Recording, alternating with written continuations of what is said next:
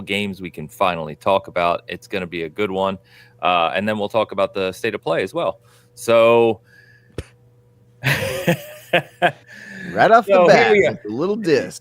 Yes, here we are. So we're getting started here. We've got to first welcome for the first time, actually, one of our regular viewers, listeners, audience members who happened to do the review of Avowed for Season Gaming. And so he joins us this week officially, Mr. Joseph LaRussa. You may know him as Don Lionheart. How we doing, my friend?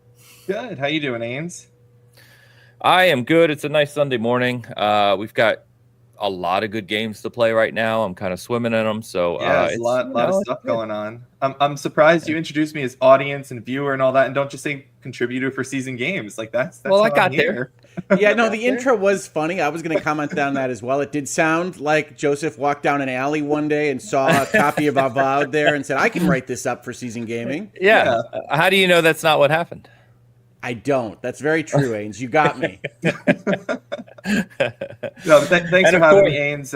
Hope Travis to see is here, and I'm really, really honored to be a part of the show. I really do love the Bitcast. I've been listening for, I don't know, 100 plus episodes at this point. Really, since a couple weeks after Hogue joined the show, I started watching. So yeah, it's really cool to be here, and I've really enjoyed writing for SG and doing the coverage for the different games. It's given me an opportunity to stretch different muscles that I don't get to stretch in my everyday life. So nice. Yeah, appreciate it. So we have to blame Hogue for your appearance, is what you're telling me here. Yeah, I mean, I like to backtrack all the way. Like, if you really want to start, it's Easy Allies that I met Hogue through, being his sponsorship of Easy Allies and then his own YouTube channel and all of that. But yeah. I think you have to blame me for like a third of your contributors at this point. Probably. I know Sardanisms I knew before Season Gaming. Mm-hmm. Yes, this is true. Yeah, Ray came over, same way. Yeah, 100% true. But yeah, it's absolutely great to have you on. It's going to be a lot of fun, and we got a lot to talk about with Avowed and other games, of course. But I've got to pass it to the lawman himself, sitting in the big house today. How we doing, my friend? He's in jail? My house is not as big as the big house, but you did this joke already, Travis. You got to get some new material. We're not going to take this. Did I? You did. Yeah, about 3 weeks ago. Did you ago. black out the last time you did this joke last week? I'm genuinely confused why he called it the big house, though. It wasn't even a joke, really. Why are you in the big house on the side of my camera there? And that is the nickname for Michigan Stadium. We talked about this. We've been over this conversation. About 3 weeks ago. Yeah, I'm perpetually behind, so I just heard this conversation. I remember. Okay, all right. Good. I thought he was calling your Travis house. Is up to speed. Mm-hmm. Okay. Yeah. Terrible name for a stadium. What's a good stadium? As you can imagine. Travis? I don't know, the Roratorium, just off the top of my head. The big house is just the nickname for Michigan Stadium. We're a simple people here. It's just Michigan Stadium. There you go. And the Thai guy himself, lacking his normal memory this morning. How we doing, man? I am doing good. Welcome to the show, Joseph. It is nice to meet you. I cannot wait to see what hot takes hide behind those scarlet whiskers. Thank you. We did play Concord together, so we've met before, Travis. Oh yeah, that too. I do remember But that. he blacked that out as well. Yeah. I don't do people or memories these days. Well, it's a good reference because Concord, famously a 7 from Travis, has gotten some play this week. Mm-hmm. Mm-hmm. Yeah. Yes, it has. We'll get into the whole conversation about IGN's Xbox tax shortly, but we're gonna the Concord. We did Xbox tax to Concord. When did this happen? But we can finally talk about some of the things we've all been playing. Some of us behind the scenes here. So we've got our Avowed review discussion. As I said, Travis reviewed that for IGN, Joseph for SG, and we'll be talking about that. We'll be talking about South of Midnight. I can finally talk about my preview time with that game. Elden Ring's Nightreign technical test is going on. I've been able to play that and get some impressions. We've got Kingdom Come Deliverance 2, still the best game to have released in February. I'm just going to say it now. We'll get there, man. Stop polluting the waters. We have PlayStation State of Play, which we need to discuss because we need to discuss it. And of course, I'm sure we'll get onto some other topics as well. So before we do that, though, we've got a few generous people in the chat already. We've got Tides picks we got to get to. So let's get to some of these things.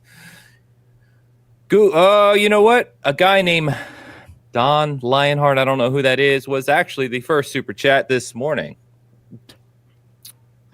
Don Lionheart, this is very weird, writes for $5. Good morning, Bitcast. Can a man be in two places at once? I suppose we shall find out soon. That there you go. Is wild. You know, he's We supposed to pay you, Joseph, not you him. Yeah, but sometimes you gotta grease the wheels to make sure you keep getting appearances and work, and you know. Ains has got a real Huck Finn energy with this podcast going. Whoa. Whoa. You know what I'm talking about, right? The painting the fence. Anyway. I got you. Just literary reference, friends. Yeah. I did think that no one had ever been a guest and super chatted before on the show, and I thought that would be a fun thing to do. So there you go. That's a good question. I don't know if anyone has done that, but yeah. Because it's silly.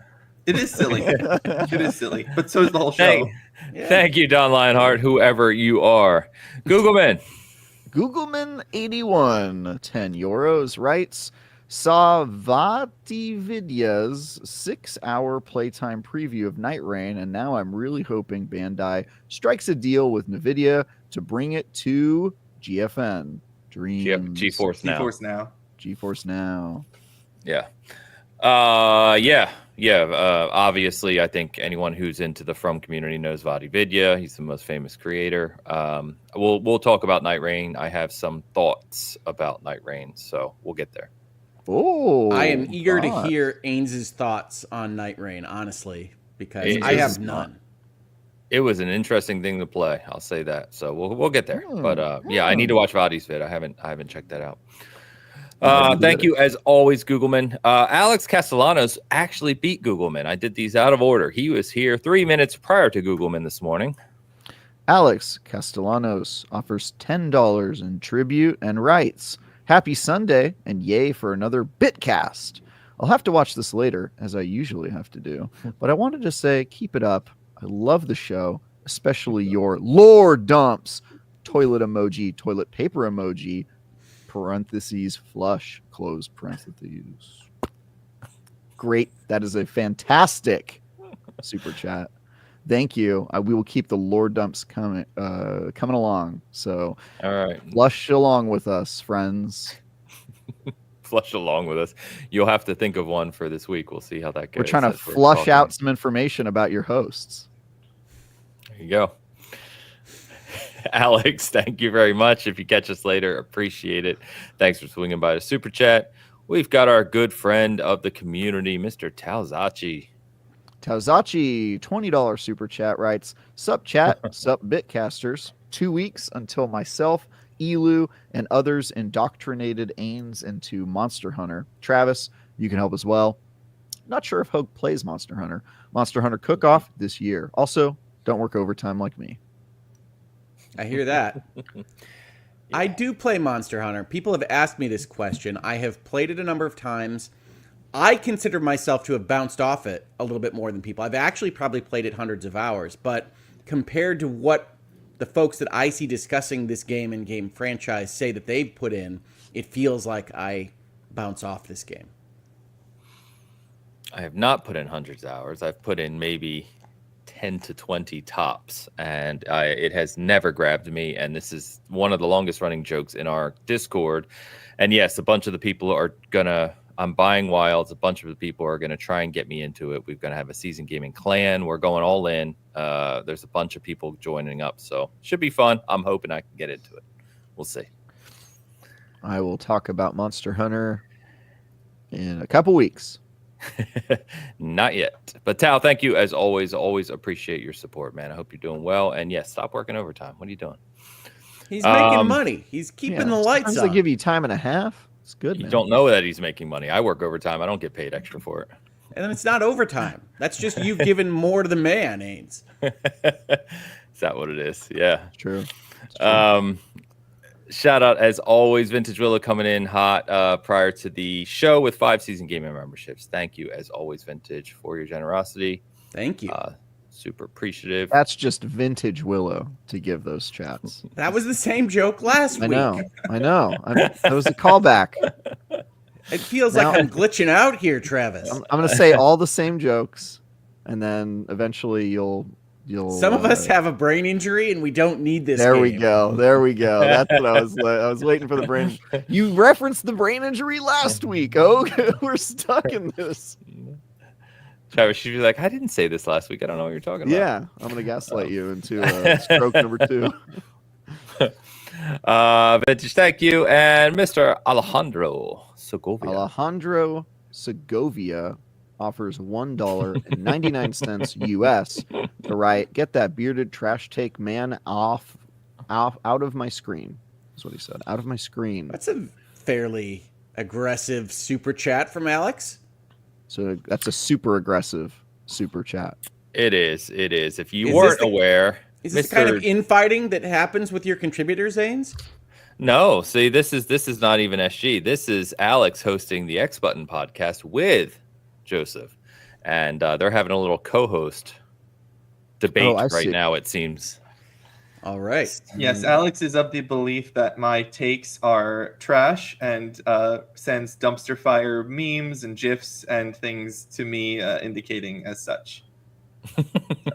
Sounds like a healthy relationship. It's a good working relationship. Yeah. Hogue reminds me of our first time. Oh, boy. Your first time. All right.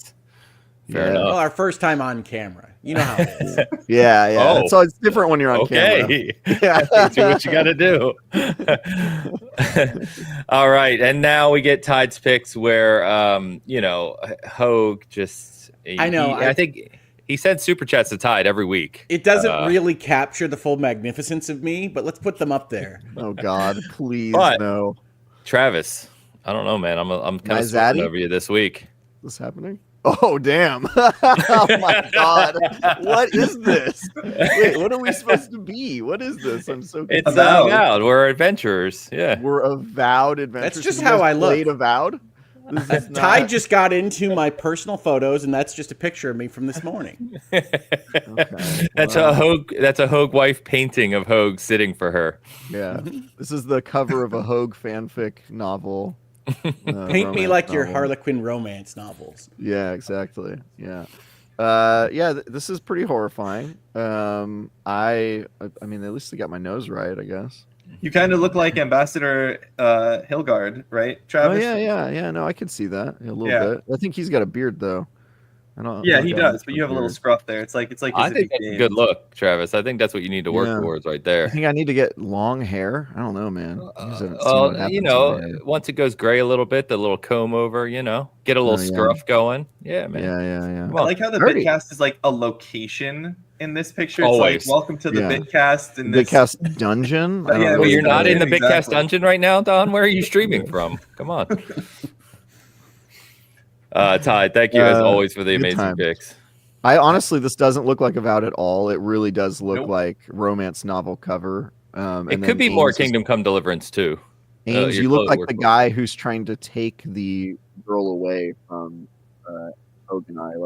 I'm working on it, man. I don't know. You say it doesn't look like Avowed, but I do think it probably took inspiration from like the painting portraits of pillars or Baldur's Gate before it. It does I think that's what this is. Yeah, it does have the portraits look. That's true. It also has the wood carving necklace of Kai that Hogue is wearing. I think they just took that straight off of Kai's chest and put it on him. Well, Kai the Carrion. I would if I could in game. Alex, throw up another super chat real quick. I might as well get it now before we get Alejandro started. Segovia has another $1.99 US super chat. He writes, "For real, Joe's been a fun co-host. Takes aside." Thank you, Alex. I appreciate that. It's been great hosting with you as well. Takes aside. That's great. That's what I say about these guys every week, Alex. It's fair. He really does. I definitely tend to angle towards more like the Dan takes on things. I think I fit well into this upper right slot here on the screen. All right. We'll get your Hitman corner in just a minute. Not Hitman, that is not. Yeah, it's way too much hair for Hitman there, Joseph, or Dan for that matter. And you put 400 hours into Horizon Forbidden West, right? Just because time is not a thing to you. But I do love that game a lot. It is in my top 10 of all time. So Whoa. Okay, I'm starting to see the All tips. right. Alex, it seems you were right. Fair Now, enough. in fairness, Joseph's only played 9 games. So Okay, there we go. stop. That makes sense. Top 10. That's good, Hogue. That was good. All right. Well, let's get into it. Alex said, see? We've got Avowed this week. We might as well start with it. So Travis did the review for IGN, gave it a 7. The Xbox tax is alive and well, everyone. Over at IGN. Joseph reviewed it for Season Gaming, gave it an 8.5. I know there was a lot of discussion about this game. I was in the reviewers Discord as well, just kind of reading some of the commentary. Excuse me. Just to kind of set the table here. It's sitting at an 82, I believe, or 83 on OpenCritic as of this morning. So it's settled in kind of just above an 8. And from what I understand, and you guys obviously tell me, obviously, Joe, we've talked about this, but Joe experienced quite a few number of crashes on PC in the review period. They did have a day 1 patch for the early access period. I understand they have another patch going live on Tuesday when it hits the bigger audience with Game Pass and, normal release, if you will. But I have only played this very briefly, just a couple hours. So I'm going to let you lead the way, Joe, as you're guesting today. Why don't you talk to us, at least start us out on this conversation about your review for Avowed? Yeah, sure. So Avowed. yeah, it is an 82 on OpenCritic right now. It actually has gone up because the last few days it had been sitting at an 81. So it has received, I guess, a couple more positive reviews, which I think is a good thing because it's a good game. I really, really enjoyed Avowed. Just so everyone understands, I come at Avowed from a history of having played the Pillars games, which not everyone has. Pillars games are obviously very, very niche in their appeal to people, being very, very old style CRPGs, isometric points of view and very in-depth RPG mechanics. And so when I went into this game, I was really trying to see how does Obsidian translate the heavy classic RPG feel of the Pillars games into a first person, the Outer Worlds Fallout-esque kind of game. And I ended up coming away really impressed by it because it is in terms of your own character, it's really a 1-to-1. I mean, they give you all the attributes, the might and the constitution and all of that comes, straight across from the other system. And so I thought that was impressive, especially when you look at other RPGs that have come out in the last year or so that have similar roots, Dragon Age, that does not do any of that whatsoever, much to my own chagrin as the massive Dragon Age fan that I am.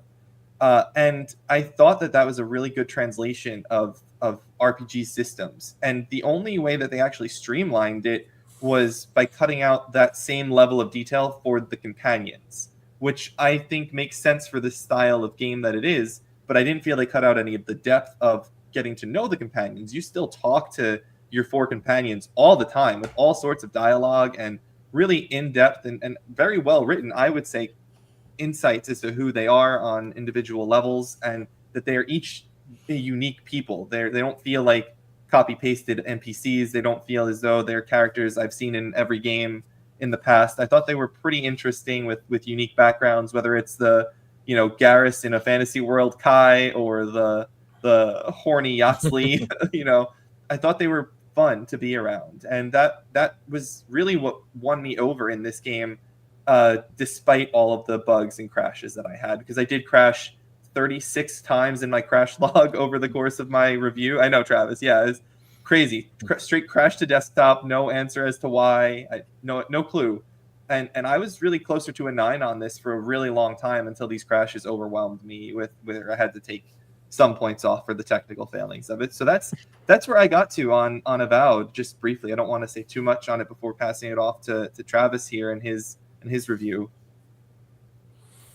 Cool. Yeah, I think it's interesting. And this is why I like talking to people who have different opinions and reviewed the games, because you get totally different experiences. My experience was really the opposite. I reviewed it on Xbox and the game did not crash one time. and in fact was pretty stable throughout the entire duration of my playthrough. And I think it took me like 55 hours to do a completionist run. I still came in lower though, which had nothing to do with technical issues and a lot more to do with just the fact that I would describe this as a game that is good overall. Like you can see they drew from the proven success of many fantasy RPG, open world RPGs before them. But I would not describe it as really doing much of anything extremely well. Like the combat is pretty good. It's better than I thought it was going to be. Is it like amazing, especially 55 hours in? Definitely not, especially with the enemy variety. You're fighting bears from the beginning of the game all the way into the end of the game, and they really do not mix up the enemy variety at all, and it kind of becomes a problem later on in the game. In terms of like the open world setting, it's cool. You get to jump around and explore, and especially in the first couple hours that you're in each new hub region, it's very fun. But then also, the longer you stay there, the more you realize that the world starts to feel barren, especially as you start clearing out side quests and killing enemies, and then the enemies don't respawn, and then all of a sudden you're running around a super empty map for the last couple hours that make you feel like you have to move on. And then even like the story and the writing, I would say, are the things that it does best. Like the story is it's Obsidian, right? So they're good at writing a story. They know the Pillars of Eternity universe super well.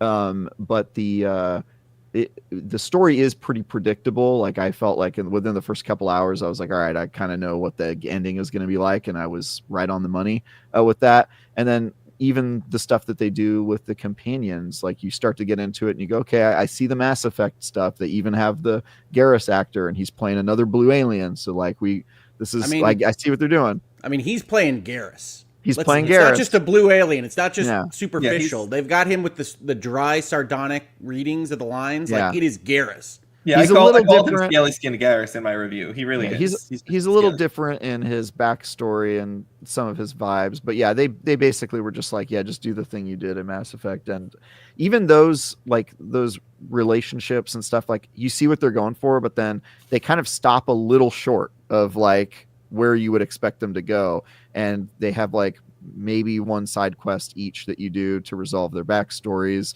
and I felt like I was getting to the bottom of their social link tree really quickly in each new biome, and you'd have like one new conversation with them, and then after a major event they would say maybe 2 new sentences. And so there's a lot of stuff in this game where it feels like they took a AAA idea or like a big idea that they've put in other fantasy RPGs and they kind of chopped it off at the knees a little bit, whether it's the open world areas or the story, and it gives the whole game a very like unambitious feel, which was they definitely took AAA ideas and compressed them into like a AA budget kind of game here. And I think that when you take that into account, like what they were actually going for, I think that it was pretty impressive how much they got out of what they were going for in the end. Because I do agree with you that the social aspect could have been a little bit more fleshed out, and the worlds, I actually liked that the worlds thinned out as you went through them, because it felt like I was actually killing the bandits and like solving the problems of the zones,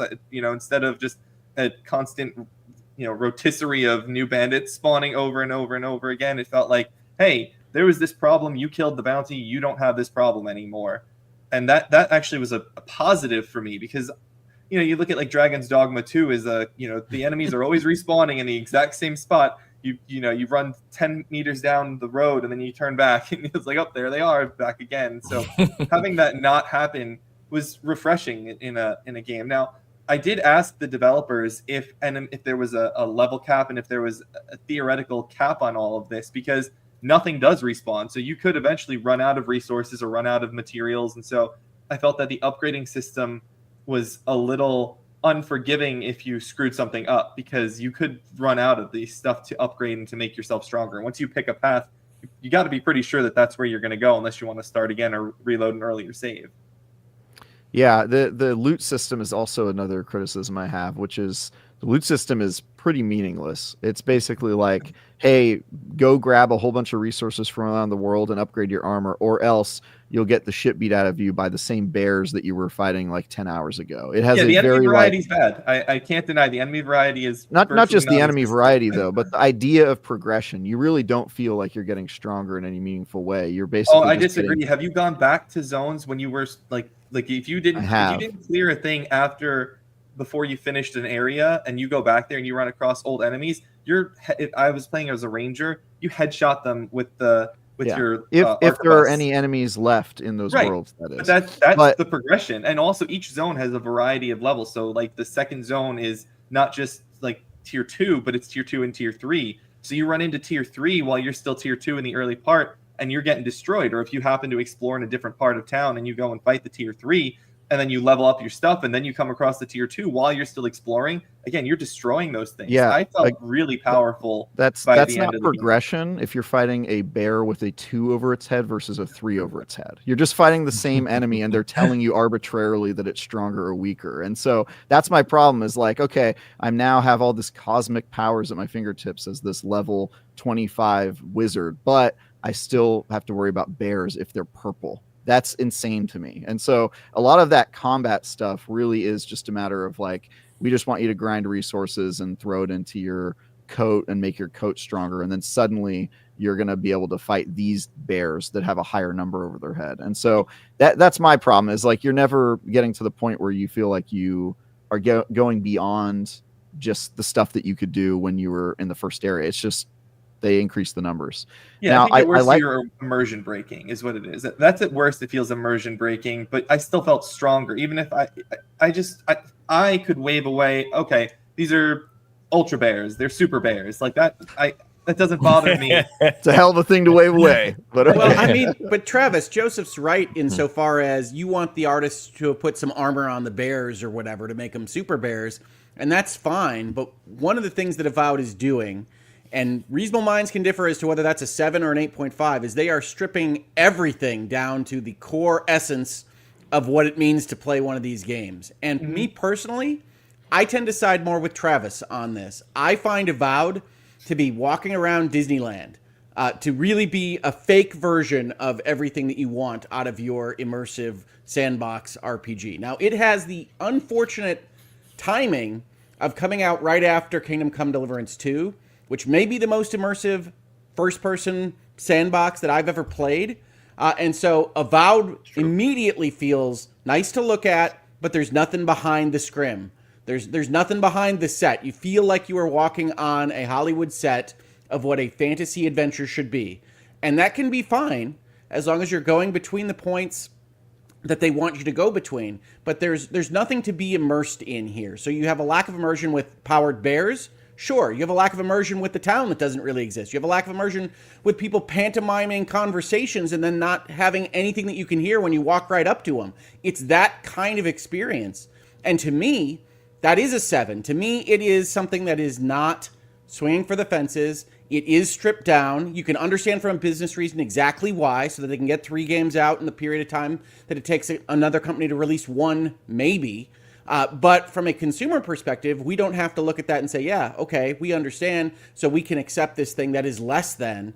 And for me, Avowed has some nice beats. It has some nice pieces. The combat came together much better than I thought it would, based on earlier videos.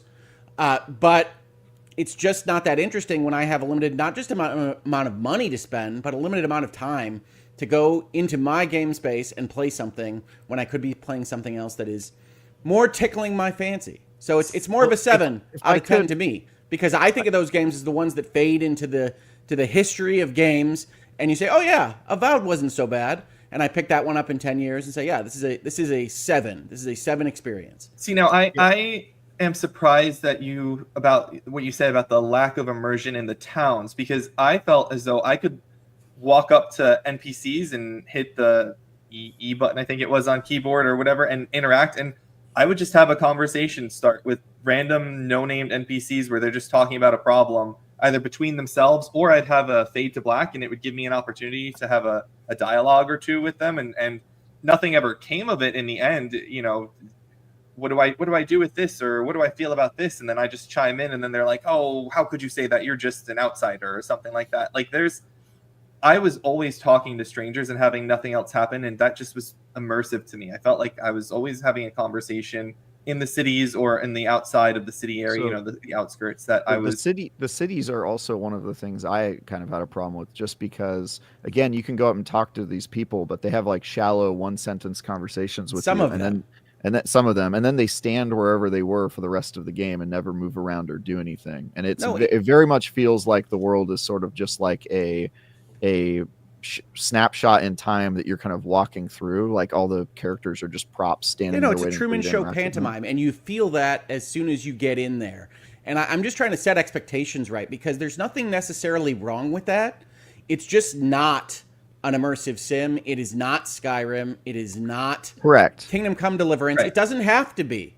Yeah, and so I do want to defend it on that front, because you said that it doesn't feel like a sandbox, and I agree. But I think that this game just like at its core is not that type of game. And the people that are comparing it to Skyrim, which it's kind of Obsidian's fault because they started that way. Yeah. They started the Skyrim comparison, but like it is very much not the type of game where they want you to like. It doesn't have a crime system. You're not gonna like steal something off a shelf and then have like guards come after you and get up to these shenanigans. Like it puts you on the rails on a track of like, hey, you're the envoy. You're gonna go and stop the Dream Scourge in however you want to do it, and then the decisions that you make are very much selected single point flashpoints where you're making a fork in the road decision, but there's not like this freedom. Oh, I snuck into somebody's house and now I'm No, it's on the not, run and it doesn't have to be. And we it's should not judge going for games that. on what they are, but we also have to understand what the alternatives are for people to spend their money or time on out in the market. And so I look at this game and think it's a step back even from the Outer Worlds as to what they were able to put into that game. I agree. And so I am surprised at how superficial it all feels, even knowing what I knew, that it's not Skyrim, that it's not that sandbox. And I don't think it's wrong for people to look at this and say, it's even less than I thought it was. They're not even swinging for a single. They're really more bunting and hoping to get to first. And that's fine. But I don't blame anybody for looking at that and say, I don't find that to be terribly impressive. Yeah, I don't like it more than less than the Outer Worlds. I like this more than the Outer Worlds. The Outer Worlds is good. I like this more than the Outer Worlds too, but I think it's Yeah. trying to be less of a game. Oh, yeah, I could. Yeah, sure. Yeah, I mean, You like it more? I do like it more because All I my think the Outer games be Worlds more of a writing is game. god awful. I don't think Obsidian should try comedy ever again in their lives. This They is not should. trying to be comedic. it's not, but it is funny. It's not Guys, trying for the comedy, please do but there not are take comedic your elements. comedy There are ideas points in from it where they're Vogue. making jokes and things are funny. It's charming. I think that the writing is charming in this game, and there's a level of wit in the conversations you have. And I really appreciate the interactions and the interjections that the companions have in your everyday conversations with the random people on the street or with the heavy plot pointed stories. I think that is really well done, and I don't disagree with anything that you two have said in terms of what they're doing here. I think that it just had a stronger impact on me. I enjoyed what they did more, whether pantomime and of a set, walking through a Disney park or something like that. I like Disney. I need to put the right spin on this. I enjoy walking through Disney World. Yeah. But this game feels like walking through the World Showcase. It's not like you're actually in Paris, folks. No, I agree. I do think there is a superficial nature to some of the cities, and like Travis said, they stay there the whole time after something happens, and then eventually they just run out of dialogue and that sort of thing. But I think that you still have this well crafted. It's very pretty to look at. It really fits into the themes of the universe itself, and it felt like running around in Aora while I was exploring the cities and exploring the world. It seemed like they had done a good job translating that isometric perspective into a true 3D environment for me to run around in, and that went a long way for me because that was my biggest concern. A number of months ago when they did the re-reveal on in June at the Xbox Showcase, you guys were talking about it on this very show, and there were people who were like, "Oh no, Avowed doesn't look very good. It looks too cartoony." and Travis was over there like trying to defend it and say, oh, it doesn't actually look so bad. I was in that camp of people who thought it really didn't look very good, and I felt I was proven wrong by that. I think it's stylized. I think it might be more stylized than people expect. It is closer to a Veilguard than a Skyrim in terms of stylization.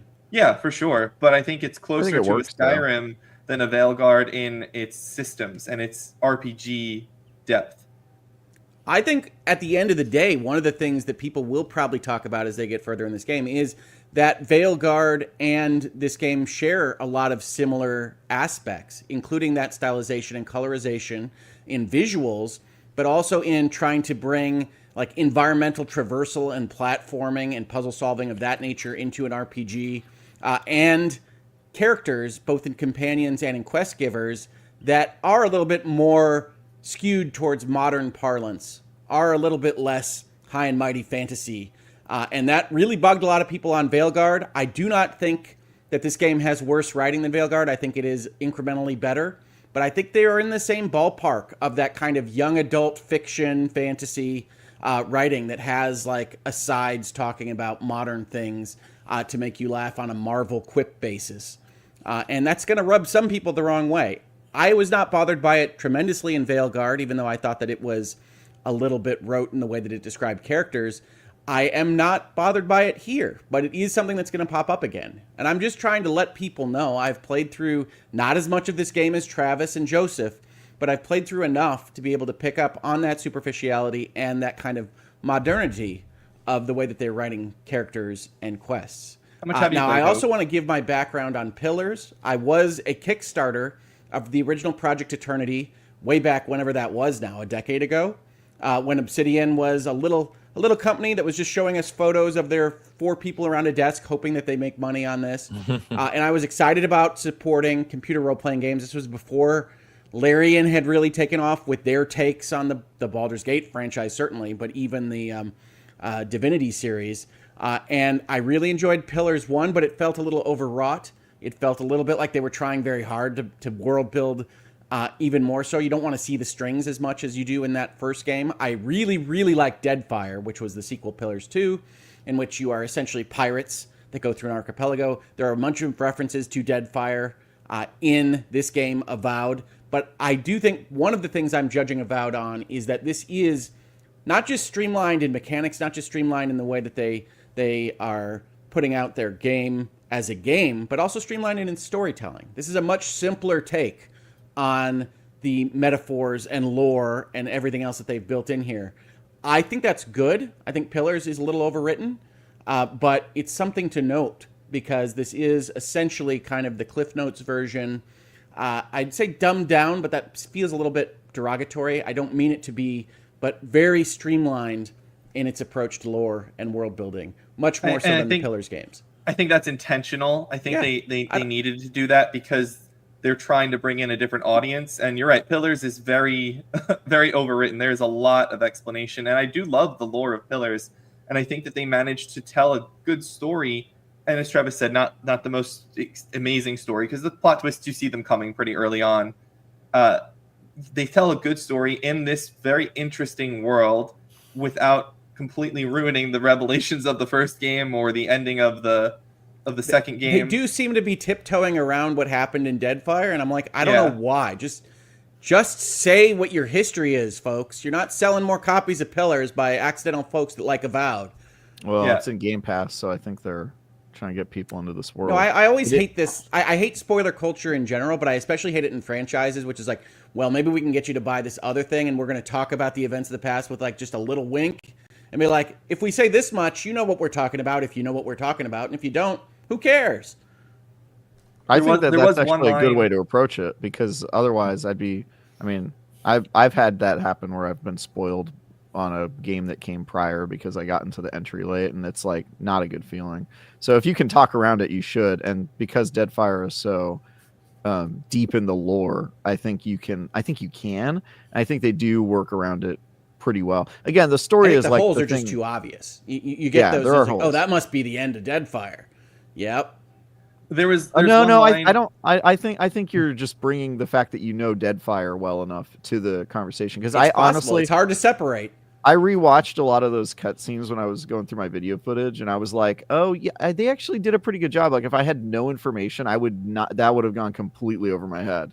So we've all played Pillars, but like if I hadn't, I honestly think I probably would have been like, "Oh, that's interesting." Yeah, I'd only played Pillars. I played Pillars 1 a while ago, but I only just played Deadfire in July of last year for the first time, knowing that Avowed was coming, and I wanted to be fully caught up. But there is one line in the game. I think it's Kai or Marius who you're talking to, and you can actually ask. They're like, "What happened in the Deadfire?" And then the end, he like goes into the explanation, generally speaking. Then he goes, "Surprised you didn't hear about that. It was pretty big." Yeah, he does. That is Kai. Yeah, he's like very surprised. He's like, "Yeah, we kind of changed the whole afterlife. Kind of a big deal." It was funny. That was that's an example of the comedic aspects of this game that I think are in here without trying too hard to be funny the way that the Outer Worlds tries way too hard to be funny. You guys have such bad opinions on Obsidian. The Outer Worlds is not okay. Hogue, you've already said satire. your thing, so let's just shut up for a second. The Obsidian is good at writing comedy. All right, Hogue doesn't know comedy. He has proven that time and time Neither again. does Obsidian. Yeah, well, they do it professionally and you don't. So that's the difference. And look, Obsidian also made Grounded, which is a fantastic comedy game. And if you don't know how good it is at comedy, then you didn't play far enough into that game. And so I think some people just need to shut up on this one because they don't know what you're talking about. That's what I think. I prefer the comedy in Veilguard to Outer Worlds. That is sad. I feel bad for you. I wish you had a better sense of humor. That's what I have to say about that. But yeah, I think Outer Worlds is a better game because specifically they built the world and the type of game around what Outer Worlds is trying to be. And one of the problems with Avowed is they're working around this universe that they already carved out, and the holes are obvious. Like you pointed out, Joseph, about how they use the same system and they adapt it. I actually think that's like one of its weaknesses because it does not feel like a system that was made bespoke for this type of game. And in some ways, it feels completely out of place to what they've built, which is like ultra streamlined world. And they're bringing in the CRPG stat thing that doesn't really make sense because if you look at their world, it didn't really need it. It was they sort of shoehorn RPG elements into it and then just give you the shallowest version of it and then say go. And in some ways, that is a strength. There are certainly advantages to, like you said, not having bandits respawn. Cool idea. If you would have asked me, hey, Travis, do you like enemies respawning in RPGs that you have to fight again? I might have said no. But then when you see it executed in this game, and then all of a sudden you're running around a world that has literally nothing in it. I included a clip in my video review of me running across an entire map for 12 minutes and not seeing a single living soul. That is super weird. It makes the game feel very shallow, kind of just like it's a movie set and you have overstayed your welcome and you need to move on to the next set piece because this one's done. And that I don't think lends itself super well. Now, that said, I did like this game. 7 out of 10 is good. And I like it too. At expense of repeating myself and reading the definition of the IGN review scale, it is playing a good game is time well spent. Could it be better? Absolutely. Maybe it lacks ambition, has a few technical bumps in the road, is too repetitive, but we came away from it happy nonetheless. We think you will too. That's the definition of a good game. I think that's Avowed spot on. I think this is like the classic textbook definition of a 7 out of 10. It is good. It is time well spent. I am recommending it, but technical issues, check. Too repetitive, check. Lack ambition, check. So that's where I'm at with Avowed. I still like my time with this game. I think other people should play it, especially if you're on Game Pass. That's a no-brainer. So go have fun with this game. But do I think that it's this world-changing RPG? Certainly not. I also wouldn't describe many of the things it does as being great, but it does a lot of things well.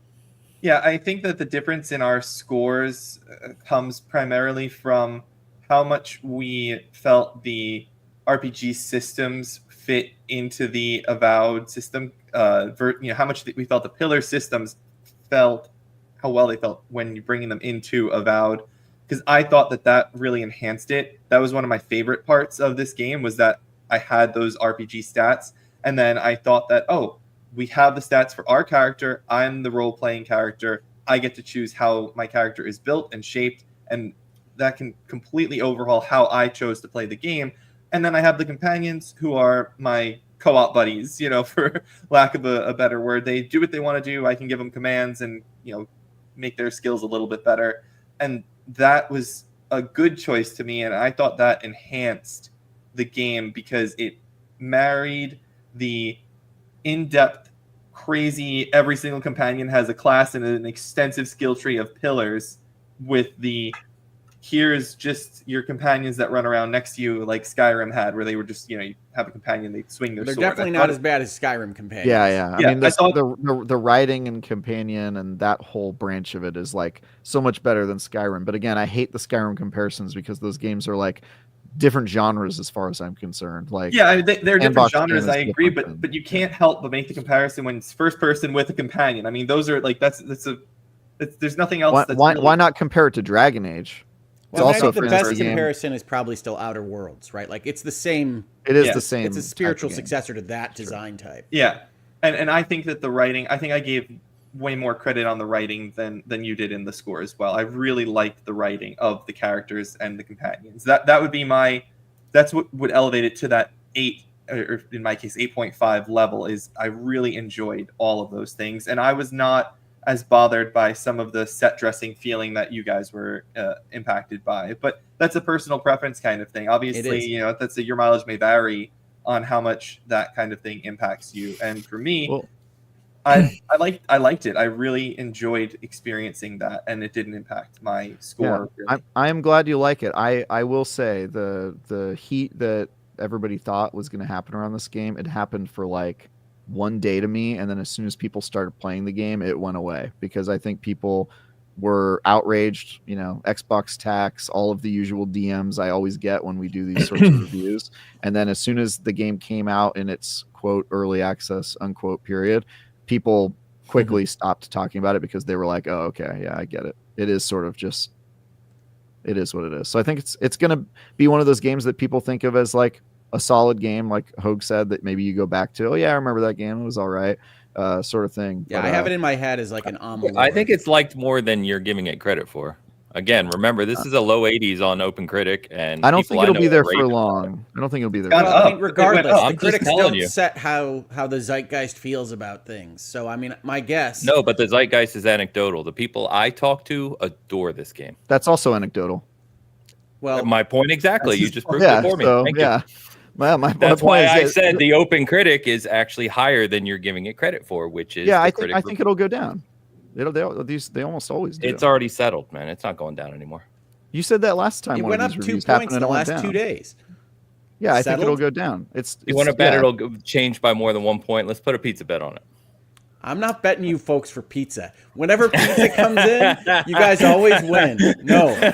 I tried, Travis. I tried. I mean, I think it will go down. Like Metacritic on PC, it went down to 79. And PC has a lot of problems. I can see that. Yeah, and Xbox is at 80 on Metacritic. So I know you guys are looking at other stuff, but they have 55 reviews on PC, 67 on Xbox. That's pretty low. And I think it'll probably go up to 80 on Xbox, maybe over 100 on PC, and it'll flatten out. But I think people were in their heads expecting this to be a 9 out of 10 because it was described as their Skyrim, and Obsidian is a super talented developer, and they've got the Xbox money now, and there's all these changes that we didn't really have with Outer Worlds. I believe this is the first game Obsidian developed fully from front to back with Microsoft as the parent company. The first big one, I think Pentiment was Xbox fully. Oh, that's true. Yeah. But this was like one where it was conceived and made with like Microsoft money, and so I think people's expectations maybe were a little inflated for this. I think some of that Obsidian did a bad job marketing. I think they were a little incoherent with the marketing, claiming it was the Skyrim thing from the start, and then trying to shift that marketing over into actually not quite so. And then I heard on an interview that Carrie Patel, the game director, did that apparently there was a multiplayer element. Like this was a multiplayer game at first in its earliest iteration, which I did not know, and apparently is true because she said it. Yeah, it was a co-op. Well, that would explain some of the zoning and some of the kind of hard cap level changes. That would in a multiplayer. It was similar to Veilguard. Yeah, it was a Same co-op thing. game. So yeah, I do think that people's expectations were maybe a little overinflated, and the fact that it doesn't really reach those, I think, is not the biggest deal in the world, but it is what it is. They made the game they made. I liked it. I think other people will like it too, but it's not going to change your life. I don't think it's not it's not that type of game. It's fine, Doesn't but seem I like mean, it. KCD2 is generational, and it's not a great look to be right next to that game. It just You're not making their me fault. really want to go and play KCD2, Hogue. I really It's want so to good. KCD2 is It's amazing. so good. I own it. It's- I bought it ahead. Like, I love the original KCD. I played that game when it came out. I've been a fan of Warhorse the whole time. KCD2 honestly makes the first look bad. Like, the first is good. It's a good game, but the sequel will make you question whether the first was. So I let you guys talk on Avowed only because I created my character literally yesterday in Avowed, and I wanted to play a couple hours just so I could at least comment on it. I'm still in the very first city. I'm very early. I'm like 2 hours in. So I will say I've played nearly 30 hours of KCD2 this week now, which is, as these guys rightly said, it's an amazing game. And I agree with you, Hogue, that it is probably KCD1 was already an immersive game. Like, I loved being in that world. KCD2 might be the most immersive game I've ever played. It's incredible. unfair. KCD2 is an immersive sim with a crazy sandbox, and then quests that have Witcher writing that all go across entire landscapes. It's crazy. It's a crazy game. No, it is. It really is. I finished a side quest earlier this week that I probably put several hours into, all over the first map. It really took twists and turns that I wasn't expecting. Yeah. And that was one side quest that I just, you can either do or not do. And it's I think what's jumped out to me for Avowed, and we'll see where this goes, is it's nothing like KCD2. So exactly what these guys said. Like, I jumped in, I definitely felt more. You're obviously more fluid. I like the clambering and exploration and finding loot everywhere. It's a very, very different game from KCD2. But I think given KCD2, then Avowed, then Monster Hunter Wilds later this month, that's a tough place to sit between for Avowed. I think Game Pass will obviously help it, as it does with most games. But it's just, I'm enjoying my time with Avowed. I can't comment on its quality overall. As I said, I'm too early. But there's nothing at this point where it's like I have to keep playing this. I'm going right back to KCD2 after Bitcast, and I'll continue playing that, and we'll see if Avowed grabs me a little later. Yeah, no, and it's could have used an unfortunate. extra month or two for polish, I think. I know they delayed it for polish, but the PC port could have definitely used a little bit more polish on Avowed. So Iron Keg just said, Ains, I have almost 50 hours in Avowed, and I still haven't been able to go into the first city. I don't know what that means. What, did you just leave it on? I don't understand. I don't think there's 50 hours of things to do if There you haven't isn't. gone into that first city. Did- And you can go. Maybe he meant KCD2. Oh, Yeah, there you go. That makes rather more than sense. Avowed, you can absolutely spend 50 hours before making it to the Yeah, wedding. I don't know what you mean, Walt. Unless you are talking about Avowed, and I'm. Wait, there's I'm a not the city? person to speak to. In KCD2, where? Dude, there's apparently a whole second map. There's two maps. Yeah, Oh. There's definitely a second map. I've What you only got? seen villages right now, so I'm very. Me too. Gutenberg. Yeah. The whole of Gutenberg is in there. Again, I really love KCD. Did you guys meet Ignatius yet? The most important character in KCD2? I've not met a person named don't- Ignatius. I don't think so. It's not a No. person. It's a ram. But okay. Oh, I Oh. did meet the ram. Oh, yes, I Yes, did yes, kill yes, the yes. ram. Shouldn't have Well, you called killed him? Whoa! Whoa! I didn't kill it personally. The wolves got him. Oh, dude, I saved Ignatius. You got to. Yeah, Ignatius is fine living his best life in my world. Yeah, I don't know dude, what you're that's doing messed over up. No. And there's a follow-up quest with him if you save him. So Well, he's dead. you effed up, Hogue. You effed up with Ignatius. No, But he's dead. literally, this conversation is what KCD2 does so well. And Yeah, I've it been really is. shocked at how they've been managed, similar to Witcher. And I've got to play more of this. It may even do it better, where like I'll stumble upon someone who just knows everything I've done related to activities over here. And it'll change not only my conversation with them, but then give me additional insight into this thing I was doing way over there. And the way they've tied all these interactions and quests and layers together, it's incredible. It really is. Yeah, no, it's that overlaying network of quests and people that's so amazing. And then all of the branches and options that really do give it that Witcher feel. I talked last week about my favorite quest in the first zone, which is that Bad Blood quest. And I swear to God, there's like 4 different ways that thing can go, all of which are horrible. But Yeah. it's great. I didn't like that quest that much. I will say, I you loved hyped that it up a lot, and I was like, it's kind of okay. I do like the that nature of expectation, right? One of the reasons I'm trying to be so clear with what Avowed is I think it is good. I think people should try it, but they should understand that it's a trip to Disneyland, and that it is going to feel superficial, and it is going to feel like if you're looking for CRPG lore writing, you're not going to get that. It is stripped back. And I agree with you, Travis, as to what you read for IGN's reviews, which is to say you should have some understanding of the lack of ambition here, that it isn't trying to compete with Kingdom Come. It isn't trying to compete with Skyrim or Oblivion, and judge that as you will. Maybe you don't care. Maybe you want to just judge it on its own merits and say, I'm fine with a trip to Disneyland. That's great. But it is important if you're sitting there with $60 and you're saying, well, what should I play? What do these products give from a Consumer Reports standpoint? Avowed gives you less than some of these other things. So, sorry, I was reading a couple comments. So there's 2 things I wanted to get to. So Mr. Badbit, shout out to Joe in the trophy room, our good friends over there.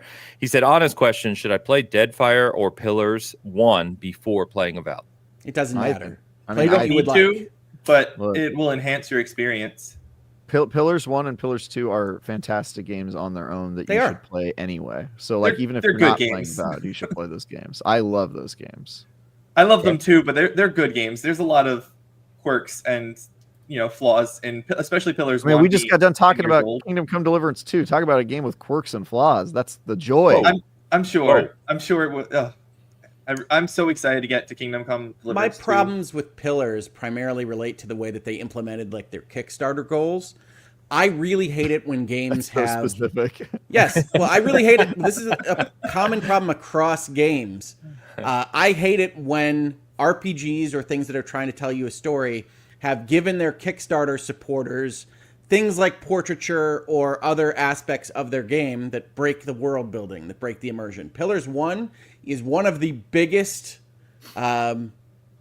criminals on this particular score. I felt the same way with Iodine Chronicle, if you're interested in that. If you're interested in my thoughts on Kickstarters done wrong, these are games that will break your world immersion because of the way that they've implemented the things that they gave to their supporters. Oh, I see what you mean. Okay. Yeah, it took me a minute to understand what you're talking about. I still don't understand it, but I'm just going to take his word. It's like you can name an inn whatever the patron wants, or there's a character named after a backer, that sort of thing. Like, I think most of the inns in Pillars 1 are named by the community who supported it or something like that. I think they do have some inns. I think the biggest issue for me on Pillars 1 is like, and I haven't played it in years and years and years, so just correct me if I'm wrong on this. It's like you can read minds, and then like some of the mind reading is messages from backers. And it's like, this is the most annoying thing in the world. That's what I remember. A lot of those mind reading things. I really don't remember that. That's so funny. It's like you read their souls, I think. But yes, it's mind reading. I love reading souls. Oh, by the way, Walt was talking about Kingdom Come Deliverance 2, not that makes more sense. Well, hey. So I want to ask you, Joseph, because I think this is a good question for the chat. We've talked about an absurd Dragon Age fan. You've written a lot about Dragon Age for Season Gaming since coming over, and you did a very long, detailed write-up on Veilguard. And how you think it's a good game, you enjoyed it, but you were disappointed in a number of key aspects relating to Dragon Age as an IP. And now you did our review of Avowed, so you've put a lot of time into these 2 games and finished both of them completely. Where do you stand on Avowed in terms of a comparison to Veilguard? Which do you think is the better game? Which did you enjoy more? Dragon Age kind of affinity aside. Reviewer ranking. Avowed is undoubtedly a better game than Dragon Age the Veilguard. Without question, it is a better game than Dragon Age the Veilguard. I have a question. Hold on, let him finish his thought. Well, he said without question. I didn't say it for him. Yeah. If you ask questions, suddenly Veilguard's a better game. I will say that I did give the 2 games the same score because for me, Avowed was a drop down because of technical issues, so it would actually have a higher score for me. I would have given it a 9, is how much I enjoyed playing Avowed if I didn't have the technical issues. Dragon Age the Veilguard definitely gets its own like single point, one full point bump of 7.5 to 8.5 because of the fact that it is Dragon Age, and I love that world. And that's where Dragon Age the Veilguard was its strongest, was when you were doing the story stuff. Everything outside of the story didn't feel like Dragon Age. The combat didn't feel like Dragon Age. The world itself, as pretty as it was, I know there was a lot of talk about the environment being absolutely gorgeous in the Veilguard. It's stunning. Yeah, it is. As pretty as all that was, a lot of that doesn't feel Dragon Age to me. But when I was in the story and the stuff was happening and the plot was moving forward and the world was continuing along, that was so Dragon Age that it earned itself an extra point on that from me. Because outside of that, if you didn't care about that, Dragon Age is easily just like a 7 or a 7.5 to the average player of the game, I think. Whereas I think that an average player who doesn't care about the Pillars world would still really like Avowed, because they did make that combat feel really good in the end, despite it looking weird at first. And they did include these high-level RPG elements, but also some granular RPG elements into the system that makes it feel well-suited for what they did with Avowed. And I do think that there's enough choice and consequence in the game outside of the major choices, without any spoilers, does this happen or that happen? There are little things. Do you see this character return? Does this character survive? And the big choices as well. I think that they did all of that so much that despite the two games having the same score, I do think that Avowed is the better game. Ho, you had a question. I did, and it was, why are you wrong? But hey, that's okay. No, honestly, I've thought about this question a lot because Avowed does remind me so much of Veilguard. And I think the Veilguard combat is better than Avowed's. I think Avowed is getting more credit for essentially not being as bad as it looks. And Veilguard being maybe getting less credit because it's so wildly different from the rest of Dragon Age. I think Veilguard is more fun to play. I think one of the problems I have with Avowed is that I don't come to a first-person role-playing game like that to platform. And there's so much jumping on things. There's so much climbing up stuff. I love it. Well done. I love it. I don't love it. So, I mean, that's just me. It's subjective. I'm not claiming to be the end-all, be-all on this. But I don't love it in Avowed. Me. I preferred the environmental traversal and puzzle solving in Dragon Age, even though I thought it went too far. They did too much of it, especially later on when you get kind of over it. But I think Dragon Age is a better product. I think it's fancier. I think it's bigger. I think it's trying to do more things. And I think at the end of the day, even though I did not like especially a lot of the character writing and dialogue in the game, the plot is more impactful, at least as far as I've been so far, than it is in Avowed. Let me ask you this, Hogue, because I have come to this conclusion with the Veilguard that I don't actually think the writing is bad in the Veilguard. I think that it's narrow. I don't think that the writers actually explored the various pathways of humanity, and they all chose to stick on this high line, upper level, everyone's happy, everyone's positive, and that led to a lack of diversity of character types and archetypes even of the characters that are in your party. And so I think that that was the biggest flaw of the writing in Veilguard, was that whereas in older games of Dragon Age, you had the characters who were the brooding and dark types, you had the angry ones, you had the happy, cheerful ones. And I don't think that the happy, cheerful characters of Veilguard are poorly written. I just think that it gets boring because they're so similar to one another. I think I probably agree with you on this. What I agree with most is that I don't feel like they're characters. The writing in Veilguard suffers for me because it feels like it's just the writer's voice. So every single character feels that way, and the writers don't want to be dark or brooding or mean or nasty or what have you. So everybody sounds like they are a Californian trying to make nice with everybody in the room. And I think that's the issue with Veilguard. I'm not saying that that's the issue with Avowed. I haven't met enough of the characters in Avowed. I think my biggest rejection of Avowed at the front end is I think Kai as Garrus, or Garrus as Kai, however you want to frame that in your head, is a mistake to be your first entry point and the only guy that you're talking to for multiple hours at a time to begin with, because I think it's so obvious. It feels cheap. It feels like it's not ambitious to me. I agree with that, and I still loved it because he really is a good actor. And he's a good actor. It's a good character. Garrus is beloved for a reason. Yeah, but I don't need to see Garrus again. Yeah, I like that you chose a Californian to make your Aren't point they in there. California? No, they're in Canada. Oh, I apologize then. I didn't mean to impugn Californians. I must have been getting Obsidian in my head when I was saying that. I apologize. Yeah, BioWare is Edmonton. Yeah. That's my bad. Canadian. It's a C. I'm not meaning to disparage anyone in particular. I just meant a modern person in a writing room. Travis, I think he just called you Canadian. Yeah, I know. I take pretty big offense to that. Hey, the Canadians made one of my favorite little games this year. They made one of my least favorite countries. Okay. Well, that's good to know, Travis. But Eternal Strands is Canadian, isn't it? Oh, it is Canadian, and I am playing Eternal Strands right now, actually. So I really like. See, Eternal game. Strands to me is the same kind of stripped down as Avowed, but I like the focus and storytelling in Eternal Strands much better than I have so far in Avowed. Yeah, Eternal Strands is Mike Laidlaw, the Dragon Age creative director. He's the the guy who is the Studio head. creative officer. I can tell you he's tired of being described that way. You know what? He's not tired enough to not put it in the marketing. Fair. Yeah. Did they put it in the marketing? They did. I think every reference to them is BioWare. Oh, in the PR. From BioWare, yeah.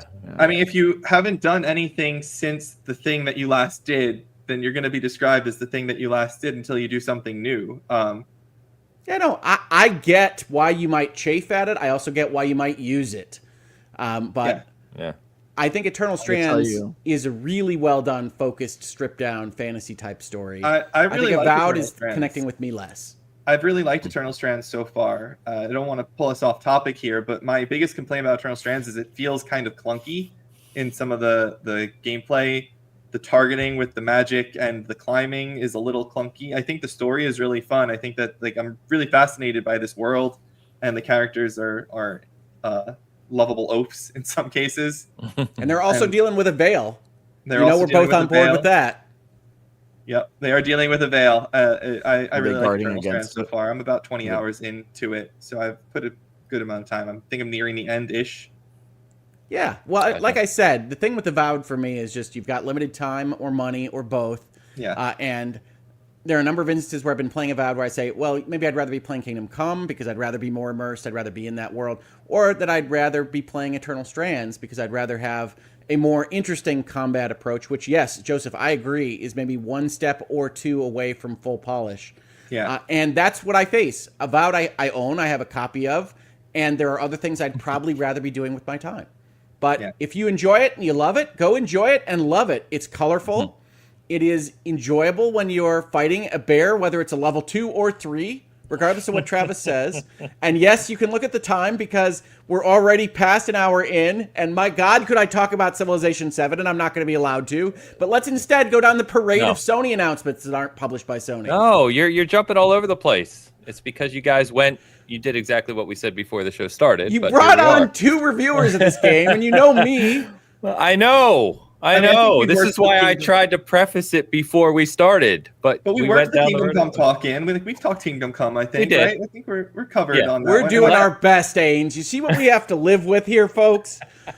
I just want to say all I'm saying is it says a lot that I said the least during the segment of the game. I think Ains said the least, but you did say very little, Travis. The last thing I want to say is Eternal Strands is the reason I have not played Kingdom Come Deliverance 2 yet, is because I wanted to... Then you're making a huge mistake. Eternal Strands is great. I just wanted to change the pace from the first person sitting at my PC game and go over to my PlayStation 5 and relax with this relatively short running around fighting bigger Shadow of the Colossus-like monsters, but better than Shadow of the Colossus. For the record, and I know you're not allowed to review on this score, but I see chat talking about it. It is worth noting that Eternal Strands is not marketed as a big old AAA release from a major publisher, and it wasn't sold at that price either. Yep, $40. Yep. So Alex actually, but I think there's a little bit of it earns you points if you have some humility about your game and what you charge for it. I hope it did well. I really hope it did well. I want to see that studio make another game. I am super excited about following them into the future. Yeah, I agree. Now, Civilization 7, a 90-minute I'm going to mute you. Dispatch. I'm muting you. So since you guys have talked for an hour already, I would like to talk about South of Midnight, because this is the next game from Xbox First Party. It's coming out in less than 2 months. And I was part of the preview. I got to see, I don't know if it was the same or a different clip, Travis, than you got to do for IGN's first. I also saw this as well. Mm-hmm. Okay. All right. So we got to play through a chapter. It's actually chapter 3 in the game. So it's right after it kind of does its setup and you start to get your abilities around moving around the world. So just a couple comments. I won't talk a long time on this, but I think Travis's description from his initial preview was spot on for me as well. I think that, moving around the world, it's pretty linear, at least in this level. I don't know how much it opens up later on. You can explore some little kind of side paths and things like that. It feels almost like design-wise, almost like a 360 game in that vein, or a PS3 era game, a little smaller in scope in that sense. And the combat itself with the little combat arenas and the sludge monsters, I forget what they call them, Zephyrs or something like that, in the game that you fight. It's smooth and fluid already, and I played it on Xbox as well, so it's gorgeous and smooth already 2 months prior for release on console, so that's a good sign. But that stuff is not the intriguing aspects of this game. What is very special and what really resonated with me with this game so far, and the little I've gotten to play, is exactly what Travis referenced earlier, which is kind of the art direction, the music, and the music tie-ins to the game itself are spectacular. I was shocked at how well they actually tie the music and the timing of it, and the lyrics. Even the songs themselves are written for specific characters and specific parts of the game. And so I actually played through this chapter twice to do my preview of this, which you can find on the channel, of course. And I was really, it has stuck with me since playing it. I don't think the gameplay is going to blow anyone away. It's certainly a vastly different experience than the things we're talking about with KCD2 and Avowed and other games. It's not meant to be that, right? This is a very story-driven, focused adventure that's supposed to have kind of heart and be touching and tell some meaningful stories. And from what I've played, I got way more excited about it. I was already excited about it, but I'm way more excited about playing this now than I was previously, the full game. It really impressed me. So, yeah. Awesome.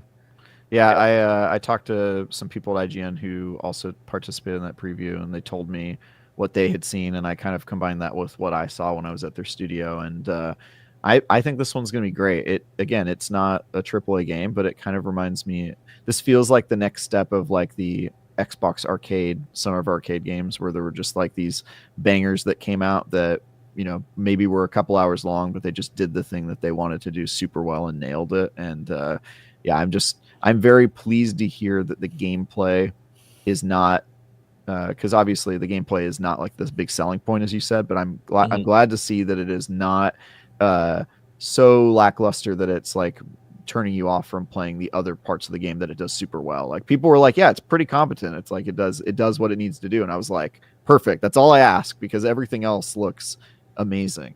What was the cryptid in chapter 3?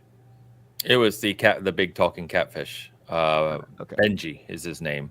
Gotcha. Which was, some of this kind of cinematic direction and some of the character introductions are really well done. Even little things like at the end, it's telling the story in this chapter. I don't want to spoil anything, of course, but it's telling the story about these two brothers and this fallout, because one, obviously, it seemed like they lived in this kind of southern rural town. It's all in the South, but this rural town where the one brother had either a disability or some type of learning disorder or something, and he was picked on in the town, you know what I mean? So it kind of told this story about these brothers and what transpired between them. And of course it leads into this southern folklore legend of the brother becoming a tree, and this thing in the town that you have to battle. And eventually by the end, you're kind of climbing this giant tree and the catfish is guiding you, and it's playing this song that is written about the brothers, right, as you're climbing the tree. And it's just good. It all just comes together to create this experience. And I was just like, this is awesome.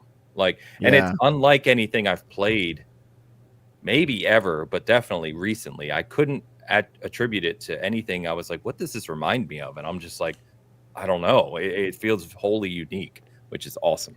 Yeah, it's like folklore vignettes. Each chapter is like its own little mini story, and with music as the main character of how they're delivering the story. And it's so like you said, like I've never seen that in a game, and it's so refreshing and cool. I'm very excited for this one. Yeah. I think it's going to be interesting to see where people land on it. It's one of those that's probably going to resonate with some people extremely well and be very high, and others are going to be like, yeah, I didn't care for that at all. It's going to be I think one the of those. art looks awesome. I do think, despite what Ains has said, some of the other people that I have seen talk about this preview session sounded a lot more like Travis.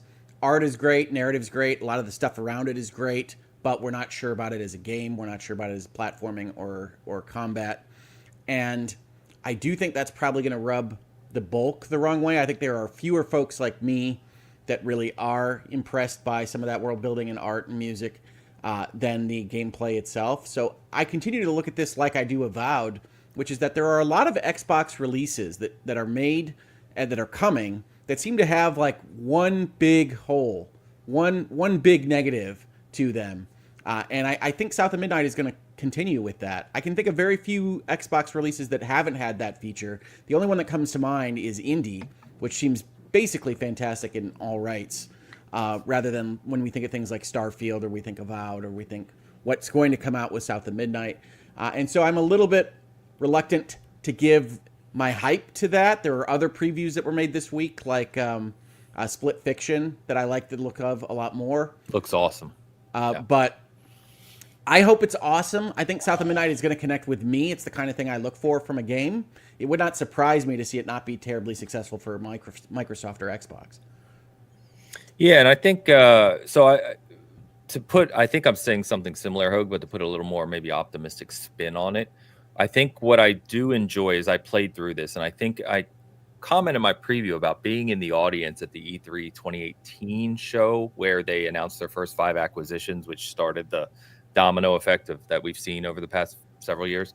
And I brought that up because one thing that I do appreciate out of Xbox is that they have all these studios now of varying different talents and things they want to do, and they've allowed them to do that. So Compulsion wanted to go make this incredibly unique game. If you've watched the documentary on it, right, they've been obviously had their resources available to make what they want to make. They've traveled around the world. They've brought in some really big talent like Olivier Derriere on the composing side of the music out of Paris and some, things like that. And this, we were talking about pricing your releases. I believe South of Midnight's a $40 game as well. And so they've allowed Compulsion the freedom, which I think is nice, to make this game over the past few years, several years, whatever, and just kind of do their own thing. And if it's, I guess what I'm saying is I like that Xbox has taken that approach. I agree with you. It may not kind of hit on all fronts, but it's cool to see kind of something unique versus what we're going to talk about on the PlayStation side shortly, which is like we're putting all of our eggs into live service. And we've talked at length here about how that's gone. I like that we're getting all these kind of unique things. We get Avowed, and then we get South of Midnight, and then we get Dune Dark Ages, and there's all these just unique experiences coming out of Xbox, which I think is really cool. Yeah, no, I agree. It's not my money to spend. So Microsoft, spend your money making crazy stuff. I just don't want to hear about it when it doesn't sell so well, or that Microsoft says we have to reevaluate everything, and et cetera, et cetera, et cetera. Yeah. So, yes, I agree. I'm happy it exists. I'm happy Microsoft put the money in. I have never looked at Compulsion as a company that's making banger after banger. I would not have purchased them if I were Microsoft, but I don't care that they were purchased. I'm glad that they got the money they wanted, and I hope that this product surprises and delights me. I just think this is in the Hellblade slot of undoubtedly going to get bad press for Microsoft. I think you're going to be wrong about that, Hope. Okay, and I'd be happy to be wrong on that. And I get what you're saying about this. Like Xbox just has a history of it, so it's like impossible to not like foresee that here. But I think this game does have something special that Hellblade definitely didn't, and that some of these other smaller games didn't. I don't think it's going to be a Pentiment. I don't think it's going to be a Pentiment for sure. Like I think it's going to. Pentiment was awesome. Come on. I liked Pentiment a lot. Very niche. But very niche. Yeah, I don't think it's going to be that niche. I think this is going to connect with a lot more people than we expect, because Ains, you're like a gameplay first guy. I'm sort of like in between you and Hogue in terms of the extremes, and we're all on the this game looks sick team. And I have not talked to anybody, regardless of their preferences or story versus gameplay, who have been like, oh yeah, the gameplay is a deal breaker. I've not seen anybody like that, so I'm really excited about this. Well, I very much hope that you are right, Travis. As you know, I always do. Yeah. This is also, I think it's just going to be a feather in their hat no matter what. Like, this is just another interesting thing that's going to be on Game Pass. And if you're an Xbox person, you're like, dude, this is sick. Like, they're having a very good couple months. Yeah. Half a year almost at this point. Yeah, a lot of good releases. So, yeah, I'm excited about it. Check out my preview if you want to know a little more and see some footage. And I made sure in my video preview to include a couple of the times where music kind of kicks in and starts playing so that you can kind of get a feel for what I was talking about. All right. Let me just a couple of shout outs I forgot to do real fast while we're in the middle of the show here. One, I want to shout out our good friend Shush, who I literally sent a message to at midnight last night, who provided this awesome new kind of frame for us to include Joseph and also some of the new coloring I've talked about to kind of, tone it down from people watching on a big screen. They said I like the darker blue. I do. Yeah. So appreciate that. That's going to be kind of the theme going forward with the normal three of us as well. So shout out to Shush. Thank you so much. And then I also want to just say the usual, which is why we've got nearly 250 concurrent hanging out with us here. YouTube is, being its weird self where it goes up and down sometimes. So please hit those buttons, hit the like, share this out, leave a comment. It tickle YouTube's helps. buttons. It likes it. You want to get involved with Google that way. Don't tickle those buttons. What? I don't like that. I don't like that you said that. Google likes it, though, which is what's important. Google does like it, Travis. I feel like I need to take a shower. I don't like that, dude. Does Googleman like it? That's the question. Hey. I don't know if we want to pose that question to the chat. But, all right, Hogue, talk to me about Civ 7. All right. I've prepared a number of slides and a 2.5-hour talk. Civilization. You got 90 seconds. Go. 90 seconds. Okay. Thumbs up or thumbs down? Civilization. Okay, so thumbs up or thumbs down is even more difficult than what I was going to say. So, do you know those? Those heroic poems where they talk about how difficult it is to both love and hate the same thing? Civilization 7 is that. Okay, there's a lot I really like about Civilization 7. There's a lot I really like about its design. There's a lot I really like about the changes it's made to the Civilization framework. There's a lot I really hate about it. And if I want to shorten this down to my 90-second window, what I would say is that they've made a number of interesting choices about how these various things combine. Those interesting choices are so poorly explained that you yourself might think you're having a stroke trying to figure out how this game is operating in any way while you're playing it. This is the worst interface and worst set of tooltips that I have ever seen on a strategy game, and I have played a lot of strategy games in my time. But in that same breath, I haven't stayed up till 2 in the morning playing a game since I was in the hospital. 2 in the morning, until this game. Yeah, I know, I don't Ains. believe it. I know, you're staying up till 5 or whatever. I am not. I have a hard 9:30 bedtime. And yet, I tell you what, Confucius of the Mayan Empire was up with me until 2 in the morning the other night. And that's just as ridiculous as I can make it sound to get you both the negatives and positives of Civilization 7 in my 90-second window, which was afforded to me. Thank you, Ains. That was longer than 90 seconds, but that's okay. I did my best. I know. Interesting. So I have heard similar. It launched to mixed reviews on Steam. We heard the funny quote, of course, from the executive C-suite of like, I think players will like this more over time. So they will because they're going to fix it over time. That's not exactly coming to see what I loved so much about the beginning and saying now I love it even more. This is that they're going to change that UI because they have to, because it runs like an early bootleg version of Rise of Nations from 2000. And it is bad. Wow. You playing on console? I am playing on my PC. Okay. All right. So I didn't know I didn't know if you're referring to kind of the controller aspect or keyboard mouse. There's two aspects of the UI that are god-awful. One is aesthetically, where things like an army commander and his units look like terrible 680 pixel pictures of people with little green bars that don't even have outlines on them. Like it's the worst bootleg strategy game from whatever year you want to pull it from. And then on top of that, it just doesn't give you the information you need to actually play the game. So it'll make references. You'll go to look them up in the codex. You won't be able to find them because it doesn't have a search parameter for actual references of things that you might be interested in. And so it's constant puzzle game of trying to figure out what the rules are. But underlying all that are interesting design decisions that take civilization in a different direction that really are compelling. But it's not explained to you. You're constantly trying to figure out what the hell the designers were doing. And then once you do figure it out, you can have a good time.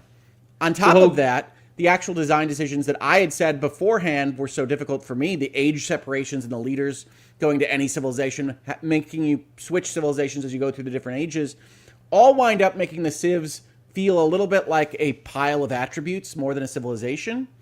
And I do think they lose some of the fantasy of, hey, I'm going to take my mighty civilization from cavemen to space, and we're going to go through and I'm going to really feel like I was leading the Mayans or the Americans or whatever, because you have to make those switches in the age. But I do think it opens up the strategy space in a way that's really cool. But because they do such a bad job of explaining it to you, I don't blame anybody for looking at this and saying, that's not my civ, and I bounced off it immediately. I will tell you, the very first game that I played, I bounced off about halfway through, said I'm not going to play this game. And I tried some other 4Xs and other strategy games that I was playing and enjoyed myself. And then a couple days later, I got back into it and really had a much better session. That was the session that went till 2 a.m. And I think it's a really good game. I think it's terribly explained. I think it clearly came in hot. And they can fix some of that stuff up afterwards, definitely. So if you're interested in it, I think there's a lot to be interested in. I would wait at least a beat for them to fix up some of the most obvious stuff. But I think there's a good game there, even if it's not Civilization as we know it. I would rather have this be a spin-off, but it's not. I wanted to pull this up. So Joe said, plays fine on PS5, but the JFC, the changing eras bums him out. Oh, it's bad.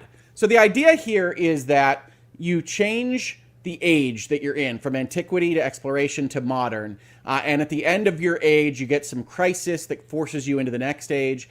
And then at the next age, all of your combat troops kind of get subsumed down to one flat level of whatever the combat troop would be at the start of the new age. Your cities go away. They change into towns. There's a whole bunch of mechanics that happen. It's a good idea. It's an interesting idea for those crises to work out. It doesn't work in practice. The crises don't make enough sense. They don't do enough damage to make sense to change ages. And then having to start over again makes it feel like you're starting a new game even when you're not. So I think there's stuff to figure out there, but the overall structure is workable. So yes, I really hate the transition. We talked about this with respect to Indiana Jones, that I hate starting a new zone. This has changed Civilization to starting a new zone twice every single game, and ultimately probably going to be 3 or 4 times, because they're definitely going to add ages to this game. Right now it ends in like the 50s, which is super weird for Civilization. And so they're definitely going to add a more computer age into the game at some point. Like, it came in hot. It just did. But they have some interesting design ideas. They have a meta progression where you're gaining experience with the overall game and with different leaders that get you different things to add on to change strategies for different leaders. And when you take the leaders and you can put them into any civilization, you have 3 civilizations you have to play through for a whole game. There's just a whole bucket of things to think about strategically, which I think really works, even though it does diminish the fantasy of actually leading a civilization through history. And so I think there are balance points there. I think this is going to be a fantastic game in the long run. I think it's a good game right now. I think the UI should be shot out back and dumped in a ditch. So, Hogue, what makes this so compelling to you? What do you? I love Civ. I've played every Civ game at least a little bit. I really dove deep into Civ 3 because that's around like the time that I was in high school and everything, and I was able to grasp strategy games. And then I went backwards. So I played all the Civ games. I even played the Beyond one, like the space one that they did. Like, I played all the Civs a fair amount. This one immediately just made me go, no. Yep. As soon as I exactly. saw, I mean, we've talked on Twitter about this back and forth. Like, I was completely turned off in the same way that you were seemingly turned off. And so you've jumped into this now. So what in here is going to make the long-term Civ player ready to make this purchase when I have Kingdom Come Deliverance 2 and Avowed and Eternal Strands and Assassin's Creed Shadows comes out soon and all of these other games, when you're telling me that I should probably just wait to buy this, even though it's a good game right now? So I think you should wait, but I don't think you have to wait long. I don't think you need to wait for the expansion or whatever else they're going to add that's going to have new mechanics. I think you just need to wait for the UI patch. They've already said, yeah, we know. Like, it's obvious this was not the intended UI. Like, there's so much junk in it. And so I would wait for that patch. I would wait probably in the 6-month window for that to get done. But outside of that, the reason this is compelling to me is because they've done a bunch of cool ideas with things like towns versus cities, how commanders and army movement work that solve a lot of the problems that they had going from 4 to 5 and then 5 to 6.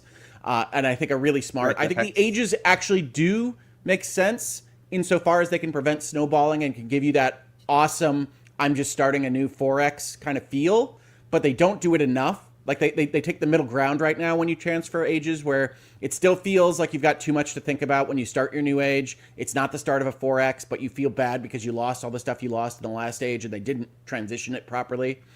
But that combined with the way they handle influence and the currencies, and the way that leaders and mementos, which are the little like perks you can give to different leaders as you earn them through the meta progression, can combine across different civilizations, add more strategy. It's a different game. It is a different game than Civ 6, certainly. My favorite Civ was probably Civ 2. And I think there's a lot to like here in the actual ideas that they have implemented. They've just explained them so poorly that I don't blame anybody for bouncing off. I also don't blame anybody for bouncing off if they're just a big lover of Civ 6 or whatever their favorite Civ was and saying this is wildly too different. There is a feeling that I had in my first game that I did bounce off of halfway through, where you feel like, okay, this is going to be the black sheep of the family. This is going to be the one we don't talk about at Thanksgiving dinners. This is a bunch of new ideas. They do not coalesce with what the original Civilization games were. I still feel that a little bit. You heard me talk about the lack of fantasy. I think there was something that put Civilization as a series above other 4X games, that you had this notion of, okay, this is what Gandhi's India is going to look like, and this is how it differs from, I think at that point, Lincoln's America. I may be getting my civs wrong there. But that is lost a little bit when you transfer from, like, my Confucius leading Maya in antiquity, which is ridiculous on its face, but not any more ridiculous than India's nuclear bomb arsenal, I wouldn't say, is a certain loss of fantasy when the Mayans have a plague hit them and they transfer over into the Ming dynasty. That doesn't make sense narratively in a way that is compelling or convincing, but it does open up that rule space really cool, right? Do the systems work well? Does the diplomacy handle well? Does the technology tree? Because I reviewed Ara for Season Gaming. That was my first review for the website, and a lot of those things were kind of cool in concept, but just totally broken. Yes, I think the tech trees are probably the smoothest reason for the ages. They're mini tech trees. Essentially, each age gets its own. And then when you transfer into the next age, you get all of the technologies from the prior age, so that the world is still kind of in the same space at some level. What is Travis doing? I'm self-flagellating with my tie. Okay. Well, you know what? Civilization is a fantastic franchise. It is a big name in video gaming. We can talk about it for a couple minutes here. That's fine. I'm letting you. And we've got two fans of the series, because I really do love Civ. I'm also a fan. You said a couple minutes? There's a huge amount of polish and animation and ideas in this game outside of the UI that deserve being seen, that people that like Civilization as a concept are going to like. My Ming dynasty, still led by Confucius, has these really cool separately animated like machine gunners that were apparently part of the kind of adventurism of the Ming dynasty, and you can check it out in the codex, and all that fun that you get from Civilization now with really good graphics, really good animation, outside of this horrific stain on the experience that is this UI and lack of information for anything you want to learn. But you can kind of self-teach yourself over a period of time, even if they aren't helping you with nested tooltips and everything else that we would expect in the year 2025. Sorry, last question on this then. Lack of information. Does that mean like the Civilopedia is bad too? Like you can't search? Yeah, so the Civilopedia has one major error, which is that it basically only searches by title. So you look for concepts like trade network size or whatever else you might be looking for, ranges and things like that, and it won't find them. You have to know a different title to get the page. So you basically have to read through all of the concept entries, like to start, so that you understand what's going on. So that's bad. Gotcha. Okay. But other than that, there are other things that are bad, like you'll be hit by a plague or what have you, and then your happiness will just show as minus 17. Whereas you might expect some math there. What are you doing? How are you determining this? You'll just get a red 17 and be like, okay. For the record, I also love Civilization. I just have not played 7. I have not had time. Yeah, I think my favorite is 2. I really liked 4. So, I mean, it sounds like they're going to be working on this one for a long time. So, I mean, it was a decade of 6. It was a decade of 6, and I honestly think this has better ideas than 6. I like the District. So just give it some time. Don, just go play, or Joe, just go play Kingdom Come Deliverance 2 and wait on this one. You'll be fine. I definitely will wait on this one. I said to Hogue in a tweet once when we were discussing this that the changes that they showed as they like revealed more of Civ 7. I went from do I want to buy this collector's edition to maybe I'll wait a year. Like they really turned me off, and I do love collector's editions of things. So yeah, gotcha. I really like this game, but I cannot discount the fact that I really didn't for a minute there. Yeah. Okay. And I had to start again to really kind of see what it was doing. It has a lot of bad things that happen as a result of its interface. And the user interface is not just tooltips. It's not just the codex. It's also like the things that happen with respect to diplomacy or what have you, or just these little announcements on the side that don't give you enough information as to what's happening. But I really think it's a good game at its core. I just think it has bad bits that unfortunately surround it and prevent you from enjoying what it is that they built. Okay. Yeah, it seems that I think people generally agree, right? There was a lot of controversy on its release. I think this is more positive than you might see as the overall zeitgeist feel right now. But I really don't blame anybody for getting kicked out immediately. Gotcha. Okay. We've got Console Peasant with a $20 super sticker. Oh, wow. Thank you. 20 pound or euro, excuse me. 20 euro super sticker. Let me find exactly what. Oh, I can't find it anymore. What is Sorry. Is it a pair? It was a pair. Is the pair giving us a number 1 sign? What is the pair doing? I need a description. The pair is dancing, and he's got some words of encouragement along with his pair form. Okay. What are the words of encouragement, Travis? I want to be encouraged by this pair. Okay, 1 sec. Travis going to have to give the super sticker to pull it up. Just hold on. Hold on. It takes a while. Travis is going to find it for us. Yeah, mine will not load further up for some reason. Yeah, neither is mine. Usually I'm allowed to, if you switch to... Correct. Switch to live chat, you can go all the way up, but it's not doing it right now. All right, I'm sorry that we missed the words of encouragement. I feel encouraged. I do think if you're interested in Civ 7, you should get it. I think it'll probably be better in a relatively short period of time as they clean up some of the info. Okay. Shush says it says thanks for being you. So appreciate that. Console Peasant, always a big supporter of the channel as well. Thank you very much. I do appreciate that, sincerely. I can see the chat get mad at me for talking about Civ 7 too long. So I thought it was an avocado. $20 super sticker. I thought it was an avocado, personally. Avocado? Well, it might be an avocado. It's a dancing pear, you know? I think it is a pear upon reflection, but my first thought was avocado. Now that's Californian. I was going to say, you're just thinking about Californians. Like, yeah, there we go. That's Californian. Not to be confused with Canadian.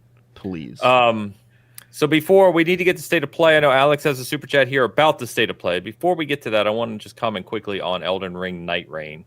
So Elden Ring Nightreign, if you're not familiar, is a completely different game from Elden Ring. It's not directed by Miyazaki. It is a standalone kind of experience that is a combination of a battle royale co-op roguelite, which sounds just as crazy as you may think it is given the Elden Ring setting and mechanics. So I was in this technical test this weekend. I've played a few sessions. And I really don't know what to think of this. It plays like Elden Ring if you sped it up by 50%. So you're faster. You have unlimited kind of run. You can jump. There's no fall damage. And so it's got this big kind of open world that you jump into with 2 other people. And then you're basically running against the night. So there is a ring like a battle royale that closes in on you. And you're running around the world fighting enemies to get XP and bosses. So there's just bosses all over the world. And then once you get to the same end, ones from Elden Ring, like the same handful. There's a whole bunch of mix of them. Yeah. So there's some from Elden Ring. There's some from Shadow of Erdtree. There's some from other From games. What's his name? Nameless King has been shown. Right. He's from Souls 3. Oh right. So, yeah. That was a weird finish out. Yeah, so you get to the end of the day, it turns night, you get to this final ring, and there's a boss, like the day end boss, who's the big boss, and you beat him, and then you go to day 2, and you can run through a 3-day session, at least right now in this early form. You don't build your own character, so there's 4 set characters at least in the beta. There's apparently more in the full game. And it's just really, really interesting. It's very weird to be playing a Elden Ring game that looks and kind of feels like it when like you're opening chests and randomized loot is just popping out all over the place, and like you can switch weapons on the fly and all these kind of different things. It's very interesting. Sounds like a Hogue game.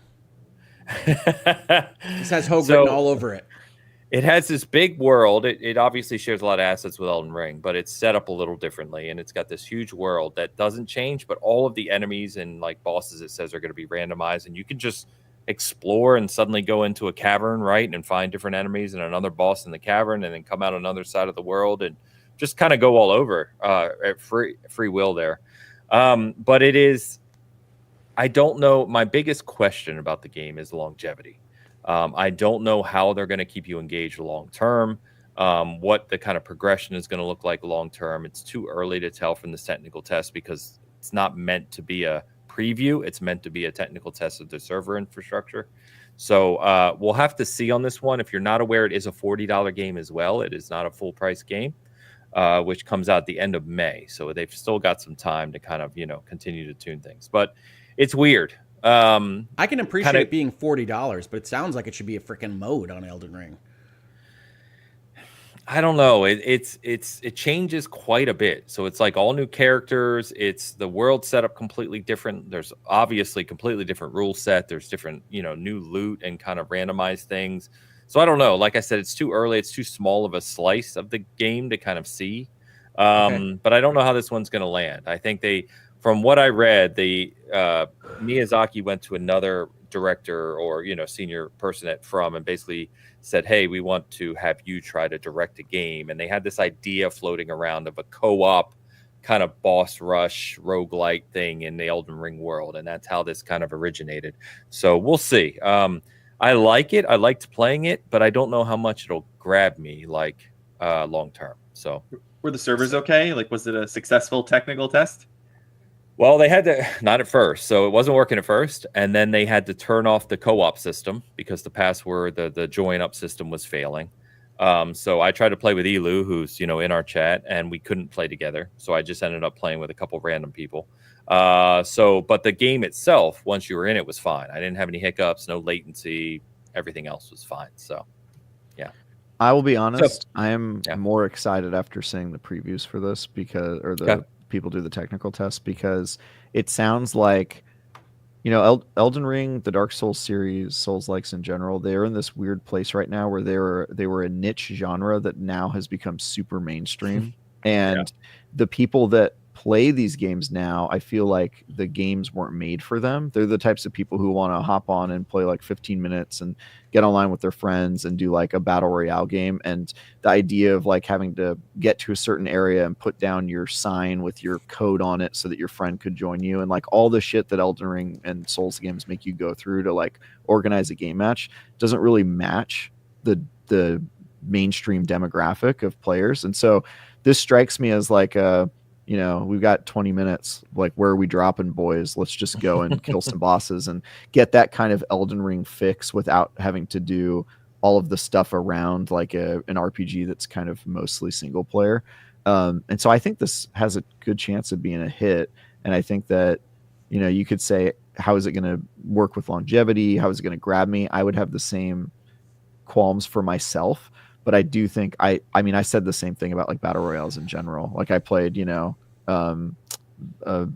Unknown Battleground, PUBG, and my first thought was, oh, that was fun, but like, how am I going to play this for years to come? And then lo and behold, I was super wrong. Everybody plays these games like all the time, and so I kind of see like an opening for, now that Souls likes are mainstream, is there a way to kind of casualify that type of game in an interesting way with multiplayer? And I think that could be Nightreign. And frankly, I probably would join in on that because I love the non-casual version, but the idea of that I could hop on and play like a quick 20-minute session with buddies and not having to like worry about where my character is in the world and what level I am and who's going to be the host and all that stuff, just being like, let's just hop in and kill some bosses and dodge roll, and that's it. Like that actually is kind of appealing to me in a weird way. And it's very action focused. So like I said, your characters are faster. You can just jump off of cliffs. Like we were just running and jumping off of mountains, and there's no fall damage. You just keep moving. You can signal to your other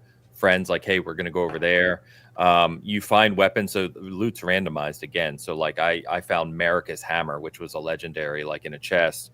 And It's like you need to be level 9 or 10 to use it. But you're like, as you kill a boss, a little thing pops up and you pick a reward. So you can get like a stat bonus of like your stamina now regenerates 10% faster. You know what I mean? And so you're kind of getting more powerful as you play.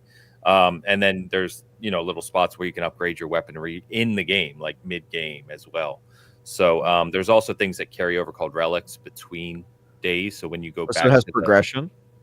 It does have progression. So you finish your run, whether you die or complete the cycle, whatever, you go back to Round Table Hold, and it's like a modified Round Table Hold. There's new people there. It's a different layout, etc.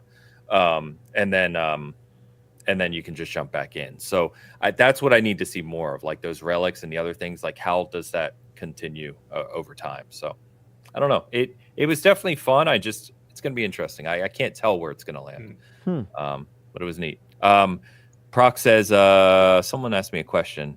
How long is a day-night cycle in real time? So I think my matches maybe ran about 15 to 20 minutes, as Travis was saying, right? That seems about probably the target. I joined with this one random. You're supposed to have 3 people. The third didn't join. It was just me and this other person, but this other person clearly knew what they were doing. So I just kind of followed them, and we were just wrecking everything. And we got to the end of day 2, and that was probably about 20 minutes. So I think if you do a full 3-day cycle, you're maybe at half an hour. Yeah, something like that, which sounds about right. That sounds fun to me, man. That sounds fun. Yeah. It sounds like kind of a niche that doesn't exist right now that I would really love to see filled. Yeah, it's neat. Souls Royale. Yeah, Souls Royale. Yeah, pretty much. Souls like I casual said, like multiplayer. Yeah, that sounds awesome. Hogue, obviously we've talked a ton about this. Like it's not that this is a game for you. I'm not saying that. Oh no, but like this is one where I'm saving my money. Yeah. So for the people who have felt from games or even Elden Ring or whatever is either a little too slow or a little too maybe clunky is not the right word, but that kind of feel. It's faster than that. It's much more action focused than your traditional Elden Ring or Dark Souls game. Honestly, my only fear with Nightreign is that it is going to be so popular to such a big casual audience that it will make traditional Souls likes way less appealing. Don't say that. That is like my actual fear, because I could see this becoming the like, oh well, why do I have to put up with all those cutscenes and stories and walking around the world and putting down summoning signs when I can just hop in and like get that instant gratification without all that setup and foreplay. And I could see that being so appealing to such a large group of players that they'll just be like, oh yeah, I don't need to play Elden Ring 2. I don't need to play the next Dark Souls. Like I'll just hop onto this multiplayer version that gives me that same scratches that same itch. I could see that happening, honestly. We are so many notches past oversaturation on Souls games that to get down to a level where you would not have enough to play is insanity. No, I'm just saying that they would make their own genre irrelevant to a large quantity of players, and then that means that you get fewer of them, which maybe is not the worst thing in the world, but I can see that market shrinking a little bit on like traditional Souls likes if this is that popular. Yeah, and then everyone's going to start making Souls Royales, and we're going to end up exactly. in the same spot. And I don't want more Souls Royales. You know what I mean? Like if you had to, it feels like it is a super cool, interesting kind of twist on the series. But if it were super popular, I think that would be annoying.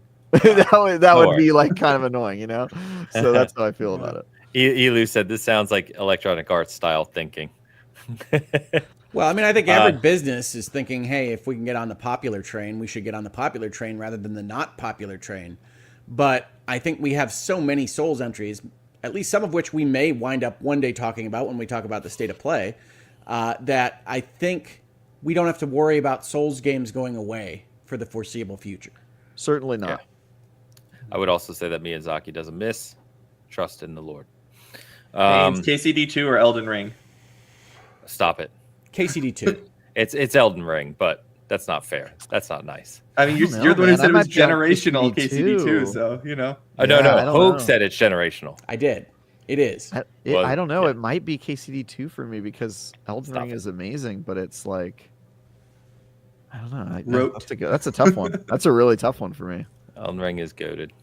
I haven't played Elden Ring either. So was Kingdom Come, though, so far as I could tell. Well, I can't speak to that yet. I haven't gone through the whole thing yet. We'll see. It could.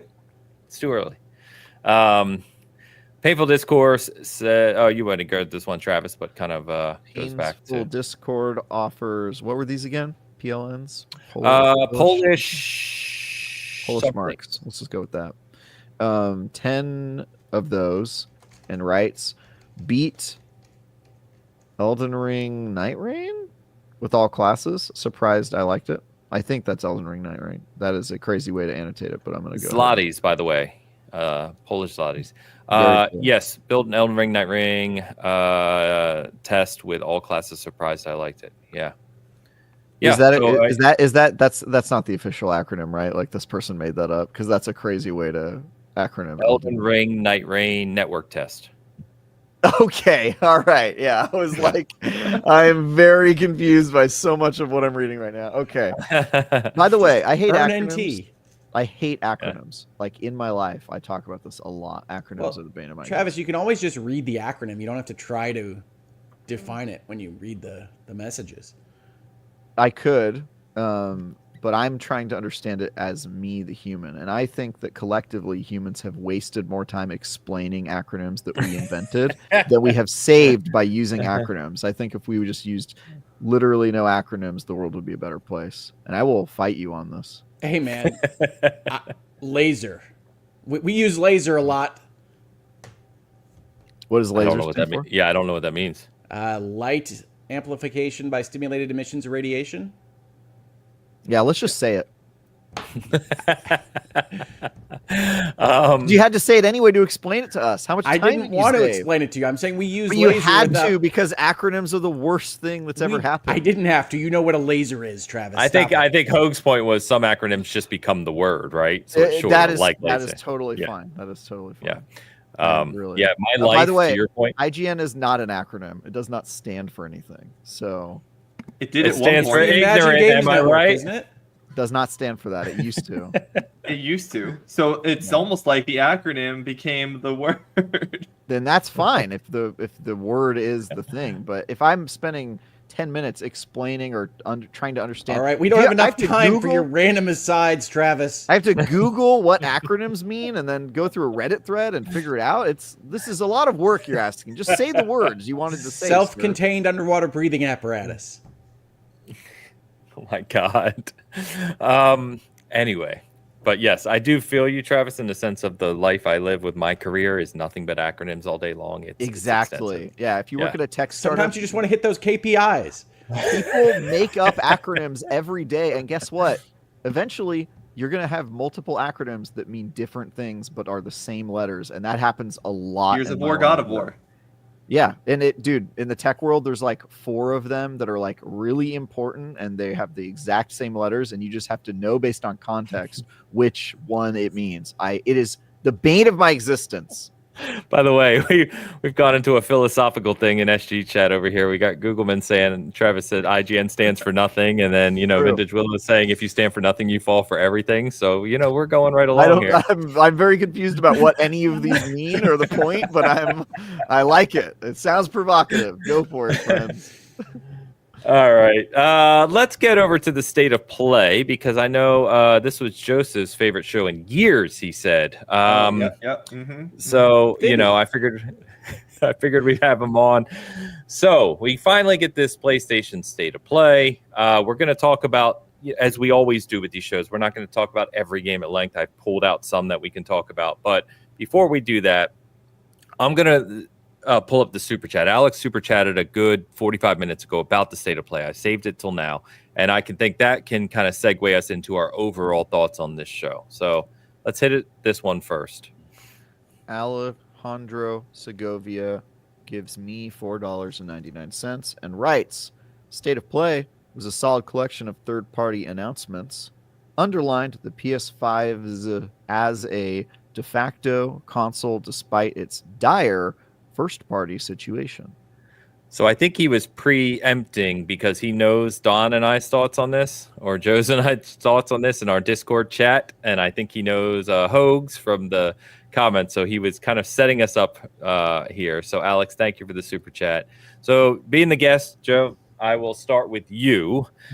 Why did you say this was your favorite show in years? Oh yeah, I loved it. Absolutely. No. I would say by the second or third game, I got up to go clean an exploded fish out of my microwave, as how bored I was pretty quickly. Wait, you set a fish to explode in your microwave before no, the I state cleaned of it play up. started? It had already exploded, so I had to go and clean up the explosion. Oh, okay. Dude, who puts fish in a microwave? That is unhinged behavior. Truly unhinged. Not me. I don't eat fish. I'll eat like shellfish. But anyway. So somebody else put a fish in your microwave? That is like the rudest prank. Who are you living with? A goblin that causes mischief if you don't solve his riddles? What are you doing? We did not allot for enough of Travis's sojourns into Travis Land. No, this is Travis Land. I'm just asking questions. I'm just asking real questions here. Joe, yeah, you can't set Travis up like that. If you're gonna say something like I was watching the state of play, but I cleaned up an exploded fish in my microwave instead. We're gonna have a long show. Yeah, we're gonna have a very long show. I just said it to explain how much I loved this state of play, which was not at all. So honestly, yeah, I'm so tired of state of plays having these weird little games or these tiny indie games. I don't do indie games. I don't do 2D games. I don't do pixel art games. How dare you, sir? I don't like any of those things. So you know what the things I liked in this state of play were? I liked the Les Benzies thing, Mind's Eye. I liked Tides of Annihilation, and I was kind of interested in the Digimon game. And I'd never heard of Lost Soul Aside until Alex told me about it. But I mean, that's a total of project. It's like 7 minutes, 8 minutes of this 45-minute show that I was just interested in. It's just very frustrating to constantly be getting these weird little things just brought in from wherever they come from that I'm not personally interested in, when we've had amazing showcases before, like the one that, or not showcases, but state of plays. We've had amazing state of plays, like the one where we had Rebirth and we had Dragon's Dogma in last year. Like that was good. That was the last good state of play they've had, and really the only good one they've had in a really long time, I feel. I just does not interest me. I didn't play Lies of P. I'm not interested in Shinobi. Midnight Walk does nothing for me. I didn't play Housemarque anything ever, so Saros doesn't I don't care. Hey. Oh, okay, hold on. Whoa. Housemarque is not taking strays, Joseph. I don't mean to take strays. It's just like I don't have anything bad to say against Housemarque. I'm just not interested in what they make. I don't care about shmup kinds of games. That's not for me. I doesn't appeal to me. I don't really like roguelikes either. And then I don't think Borderlands is a very good series. I played Borderlands 1 and 2. I don't like either of those games very much. I didn't play 3. They're fun. It would be nice if they could find something to sell 4 on that looks different than anything else they've already done. Yeah, it just looks like more. I mean, I played 1 with some friends, and then I was like, oh, this was cool to play with friends. Let's play 2. And then I think Handsome Jack is one of the worst characters in anything ever, so I hated 2. Oh, my God. Oh, what the? I know. And, he said this on our Discord, Travis, and all hell broke loose. All hell broke loose. And so I'm like, it is a specific kind of humor. Yeah, so I was like, I don't need to play any more of these games, so I skipped 3. I didn't do the Fingers on the trigger. Thing. Fingers on the trigger. That is a truly crazy thing you just said, Joseph. Alex always says I have trash fire dumpster takes. So if you agree with him, that's fine. Too, but I agree with him on this one. Who invited this guy anyway? Who was that? He writes for you. Quality control, Ains. Quality control. Now my issue our with the QA state department of play, had cuts. It hasn't been great. Anyway, we don't go too far afield. My issue with the state of play is the one that you've heard me say before, which is that this was the kind of show that is essentially just a YouTube playlist, right? It is just a set of trailers for a bunch of stuff, none of which seems to be exclusive to Sony, if the Xbox tweet that they put out at the same time as the show is any indication. So it looks like it's a list of games that you might be interested in or might not, and it's a bad format for people that are not going to like virtually everything in the trailer playlist, like Joseph above me, because Clearly. you could just pick the trailers that you want to watch. Yep. Right? Like, I regularly go through the stores. I go through the eShop. I go through the Xbox Store and the PlayStation Network, and I pick out the trailers that I want. Generally speaking, the first piece of media is always a trailer for whatever game you're looking at, and you watch those trailers. So there's not that kind of joy that you might have had with just a trailer list when that material wasn't as available to you before YouTube or whenever you want to think of. So I find this type of show to be very uninspiring. I agree with Alex's earlier super chat, which is to say this is very indicative of the fact that Sony doesn't have much ready to go. Even their big announcement, right? Their mic drop was Housemarque, which was at least once a niche property. I think Returnal is the best game of the current PlayStation generation, so I'm very excited about a successor to it.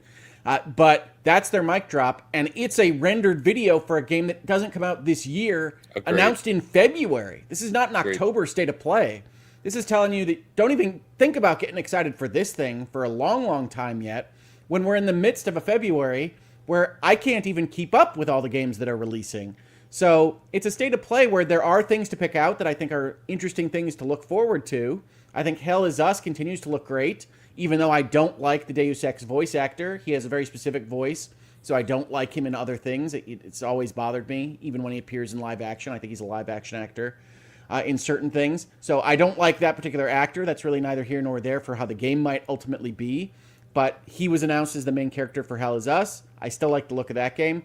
The Leslie Benzies game, Mind's Eye, I actually think looks pretty bad. I think we give it a lot of credit for his pedigree. And I think that there are interesting things in that trailer. But it looks fairly junky to me. It looks unpolished. I know it's a trailer. I know it's whenever it's coming out. It's not tomorrow. But it doesn't look ready for prime time. It apparently is coming out this summer, according to the... Yeah, so I went through and found all the release dates that we have, and there's a extended PlayStation blog on this one, and it says summer of this year. Okay, it doesn't look like summer to me, but maybe it's just gonna release at that level of junk, which is fine. You know, do what you do. Leslie Benzies has a well-earned reputation in the industry, both on the positive and negative side. And I hope the game turns out great. I saw a lot of people talking about it because it does seem like an ambitious cyberpunk-esque action-adventure game. It just, everything that they showed didn't look like it was actually polished and ready for primetime, to me. But the reveal trailer is just a reveal of it. Like, we didn't know anything about this game before, and so I would say if it still looks that way after we see it again, I would have more concerns over it. But, you know, this is the guy who managed to get Red Dead Redemption out at all with paper clips and glue I mean it. in the back end. He's got a well-earned reputation for getting games done. I get that. So I had written in my note Mid's-Eye because it looks like that to me. It looks very middle of the road. Well, there's a couple games. So one, I generally agree. I want to see it again in kind of a better context. But I agree with you, Hogan, that this didn't super impress me in terms of the showing we saw here. There are a couple games they have dedicated PlayStation blog and updates on the site. This is one of them. The link's in for you guys. The link's right there for it. So we'll see how this shapes up. But I too was surprised it said summer of this year. Summer of this year is only 3 months away. So, or 3 or 4 months away. That doesn't feel like a lot of time. Well, the top of it, you could probably get away with a release for summer in like September. Or they'll push it to fall. Yeah, as we know. But yeah, I'm with you guys. I wasn't as negative. So, Joe, it's funny because like I joke that I can often find a lot of games that I like or will like to some degree. And I felt this show had a lot of games that I am going to play or try. But I think exactly what Hogue said, Alex said, this was very, very clear that this made clear that PlayStation's roadmap of the PlayStation 5 generation has completely fallen apart. And we've talked about that on the show many times now. We've talked about the live service stuff. We've talked about Jim Ryan and Holst and the investment. But to Hogue's point, when you have one PlayStation game and it's very clear that you really didn't have anything to show outside of maybe Ghost of Yotei, which they've already shown, you stuff Housemarque's next game at the end of this with a CGI trailer that could be up to 2 years away from releasing. It's very clear that the wheels have kind of fallen off from a first-party development perspective. Yeah, and I'm excited about Housemarque's next game. I Oh, think they knocked it out of that'll the park with Returnal. I'll be that day one. I mean, I adore Returnal. It's amazing. So I'm all about Housemarque's next game, but it's just that is demonstrative of what this show was, which, as I think you rightly said, Hogue, I agree with you almost 100%. This was just a list of YouTube trailers. And there's not anything necessarily wrong with that, but when you're going to build up and say this is a PlayStation state of play, I think, like we've done, we were talking about how good the recent Xbox shows have been, especially these developer directs where you pick specific Xbox games and you give us information and details and deep dives on them. I adore that format. This is the opposite of that. I mean, this is just like here, look at this crap that's coming to our platform. That's also coming to other platforms. Well, look, I mean, the winner of the Xbox showcase was Expedition 33 to me. I've already pre-ordered that. I pre-ordered it on my PlayStation 5, so Sony doesn't give a crap. They don't care where I learned about that game. That's fine. But yes, this was just a list of games. I think they're all coming to Xbox, or at least most of them. Everything but the Housemarque game. And so it's just not that exciting other than And the here Days are games. Gone remaster. Oh, yes. We could talk about Days Gone. These are just games that you might be playing in 2025. That's fine from a certain point of view. That is a state of play. But it's not any reason to necessarily get a PlayStation. Sony doesn't care, right? Their numbers already came out. They're selling boxes like hotcakes. Good for them. I'm not here to tell you you're doing your business wrong. I'm just here to say, for spending my 40 minutes time, I could have just picked out the 5 games that I was most interested in, watched those trailers on my own time, and you could have not wasted my time with a timer and setting up that I would be interested in this. So this was a bad show. It's very much the exact opposite of the Xbox show that had Expedition 33, had South of Midnight, had Doom. Am I forgetting anything else that was out at that show? Yeah, it was 4 games. I'm more. blanking. Ninja Gaiden. Yeah, Ninja Gaiden, yeah. Yeah, Ninja Gaiden. Yep. Well, Yeah. that's a much better show that I'm more interested in with more exciting materials than this. But do I think Hell Is Us is going to be cool? Yes. Do I think Directive 8020 looked cool? Yes, until I saw that it was part of the Dark Pictures initiative, which means that it's going to be small and not very interesting and have that same kind of lack of ambition, assumingly like the rest of the Dark Pictures games. But I did like how that looked. I think that sci-fi horror vibe is one that video games did pretty well back in like the Dreamcast era and hasn't been revisited very much since. And so I think that is one that I'm looking forward to, but not going to run out into the street to go get a copy of. So... yeah. Like you will your upgrade to Days Gone. Well, here's the thing, right? Like, I might be one of Days Gone's biggest defenders. I really like that game. I didn't have the technical issues that some people did with it. I thought that story really connected very well. But much like the Horizon Zero Dawn remaster, this is a game that has already seen a PlayStation 5 frame rate and graphics upgrade. So I don't know what they're going to offer here. This seems like, again, a back step for what PlayStation and Sony was planning to do, right? They were responding to what Xbox was doing with their backwards compatibility. They were upgrading their PlayStation 4 games to play on the PlayStation 5. And then that wasn't working out. They ran out of first-party games to sell. And now they are going to sell us $10 upgrades, which admittedly is better than selling it to me again, Sony. So credit to you for that. They're going to sell us $10 upgrades for these games, and now they're down to the Days Gone level of things that they can do this with, which was not a success for them. Even if I liked it, it was clear that the audience didn't connect with it the same level I did.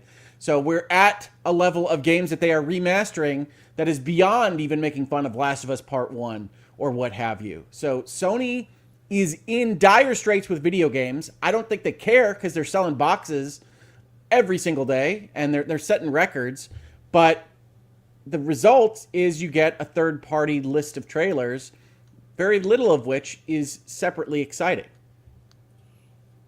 Yeah, I like the developer direct format, even if I'm not super excited about most of those games. Like, I'm not going to play Doom. I'm not going to play South of Midnight. I'm not going to play Ninja Gaiden. But I will play Expedition 33, and I really enjoyed the deep dive into that. And I enjoy the format. I see your face, Travis. I enjoy the format of letting the developers talk about those things a little bit more. And Sony has done that before, because if everyone remembers the original Ghost of Tsushima State of Play deep dive, they did that. They basically did here's one thing, focused on it, have the developers talk, that was show the 8 world. years ago, Joe.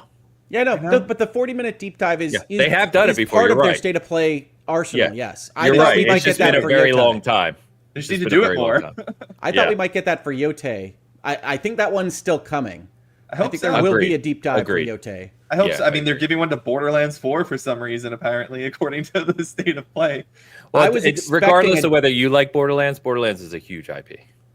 It is, and it's a mismanaged one. I just don't know what's so in need of a deep dive is the thing. Yeah, people love it, but what do you show? Like, that's what I'm curious about. Let's hope there is something, right? Let's hope that they actually are hiding something behind their back that's worth a 40-minute deep dive. Because more than just the second Randy. Maybe there's a third Randy. Yeah, don't get me started on Randy, but I love Borderlands, but I completely agree. The first thing I said, and Elu and I met from Borderlands 2, so like we are both adore Borderlands. But 3 was not as good as 2, and 4, what they showed of it in this thing looked just like 3. So it sure looks like Borderlands. Yeah, so I need to understand, like, there's things that the fan base, I can promise you, are looking for in that deep dive, and if it doesn't have them, and this is just 3.5, you're going to really, Borderlands 4 will not do as well, I promise.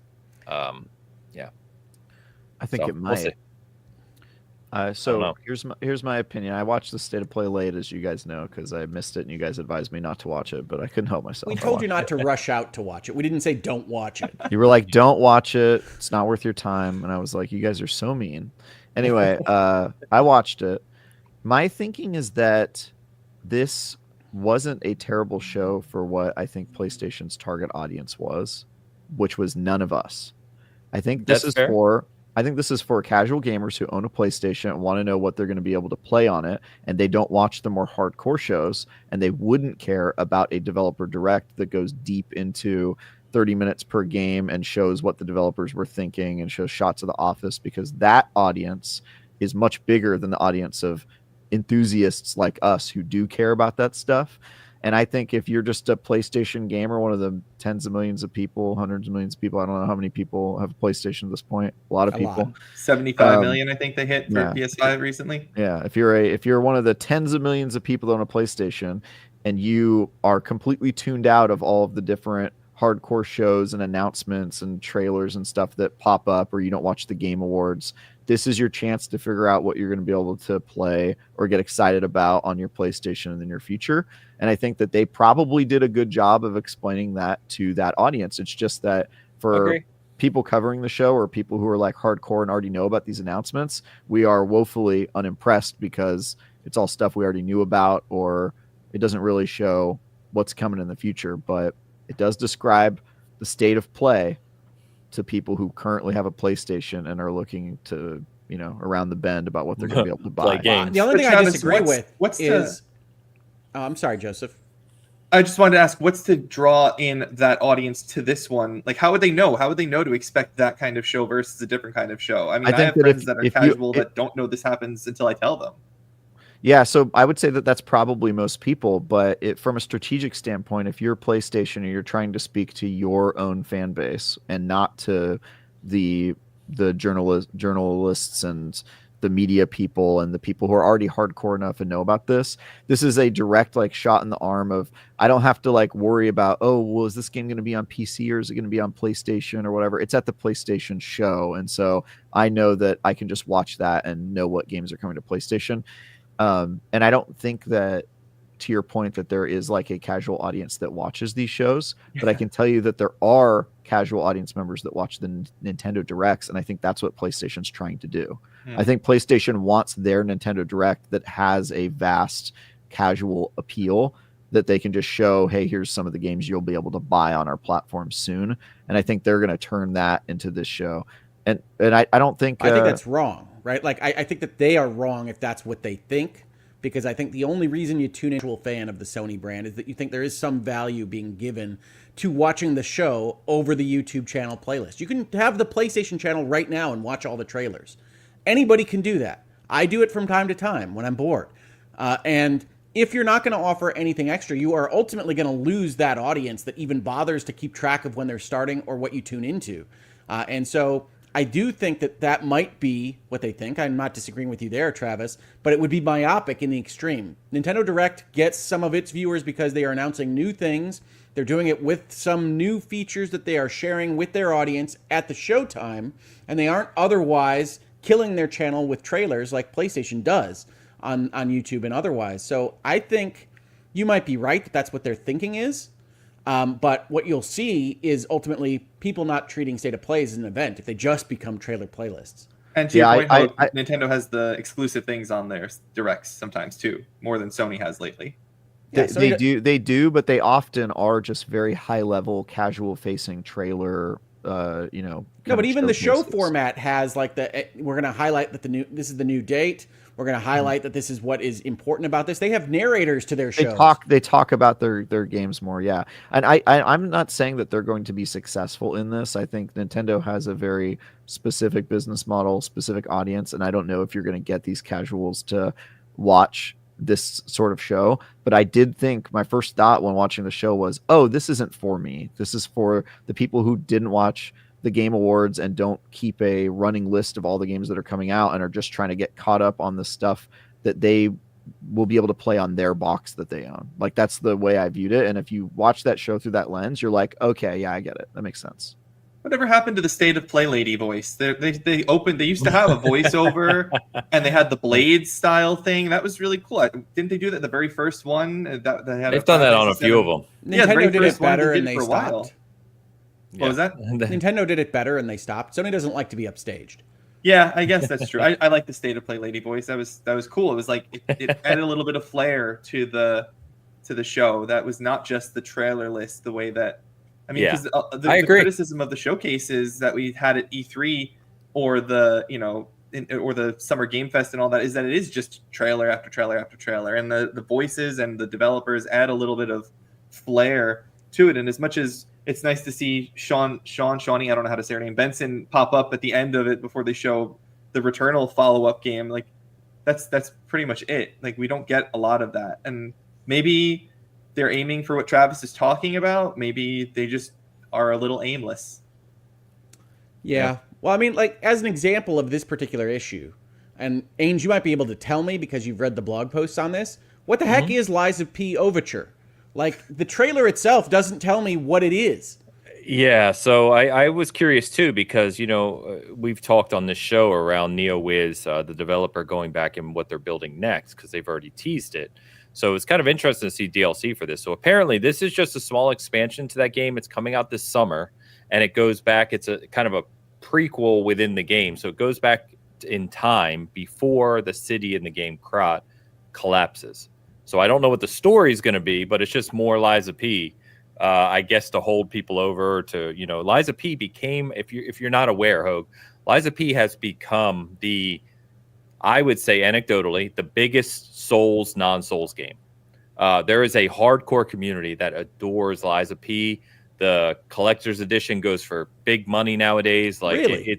Yes, there's a community that adores the game. I like Liza P. I didn't jump out at me as something that would be a world burner. I haven't finished it. I need to go back to it. But yes, I literally have like a sealed thing over there. I looked up there like $350 on eBay for the game. Like good. People love this game. But is Overture a DLC? Is it a Game of the Year edition of like the whole thing? What is it? No, it's an expansion to the core game. Prequel DLC, right? Yeah. Mm-hmm. Correct. Yep. And I couldn't tell that from the trailer. Like that's where you could use a little this exclusive expansion or this DLC is available whenever, right? You could use just a little voice for 10 seconds. Casuals don't care about that. They're just going to go. Casuals don't care about what they're buying or when it comes out. They're just going to click on the face of a puppet boy. Travis, you might be underestimating the intelligence level of the rest of the planet Earth. Oh no, I'm lowering it. I'm saying that you're thinking way too you're thinking way too optimistically. I think they're going to click on the boy face and then click on play. I think that's. I mean, the way the PSN and those other online stores are set up. I mean, if it's not on the front page and that's how people are really finding out that things are available, then nothing's going to sell well ever. Man, I use so many filters and I change so many of the ways that they're like ordered to look through the stores. I buy my games physically still, so I don't really use the PSN store. But yeah. That's why he's here. I knew it. I think Sony's wrong if it is exactly as Travis says, because what Travis describes as a casual interaction doesn't make sense for the people that are tuning into a live show at a specific time that Sony tells you to tune into. I think they're watching it on demand. It's on their YouTube I think, show. I think Travis is saying like they do this for the people like us, right? In terms of a premiere, but generally speaking, the show, the blog, all that stuff is accompanying just an after view. It's like you ever watch somebody do something and your first thought was, oh, they're not talking to me, they're talking to them, they're just talking through me. Apparently this state of play. No, I've never thought they're talking to them. I've never thought that in my life. You've never felt like the end of Assassin's Creed 2 where they're talking to you but they're really talking to the spoilers on the end of Assassin's Creed 2, Travis. I know, right? He's right. That's when Jupiter talks to the player. Exactly. It's like that. It's like they were talking to me, Ezio, and I was like, oh, they're not actually talking to me, Ezio. They're talking to our boy, Miles. What is his name? What's the guy? Desmond. They're talking to Desmond in the future. Miles. You were close. I was Desmond Miles. His last name is Miles. Yeah, I was okay. All right. I was going to say Nolan North. So his last name is Miles. Desmond Miles, and his dad is something Miles. Yeah. Okay. All right. I actually was technically right. I take it back. All right.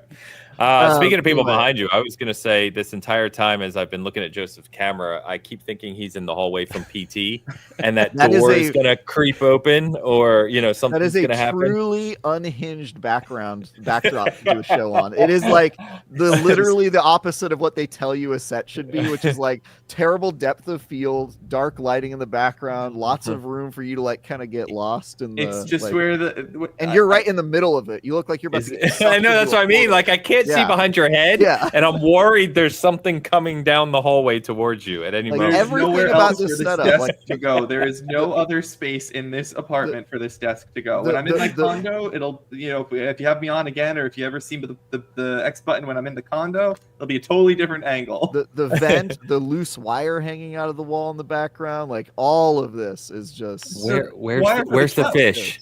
Where's the fish? Where is the fish? Did he survive? We're not going to get guests anymore.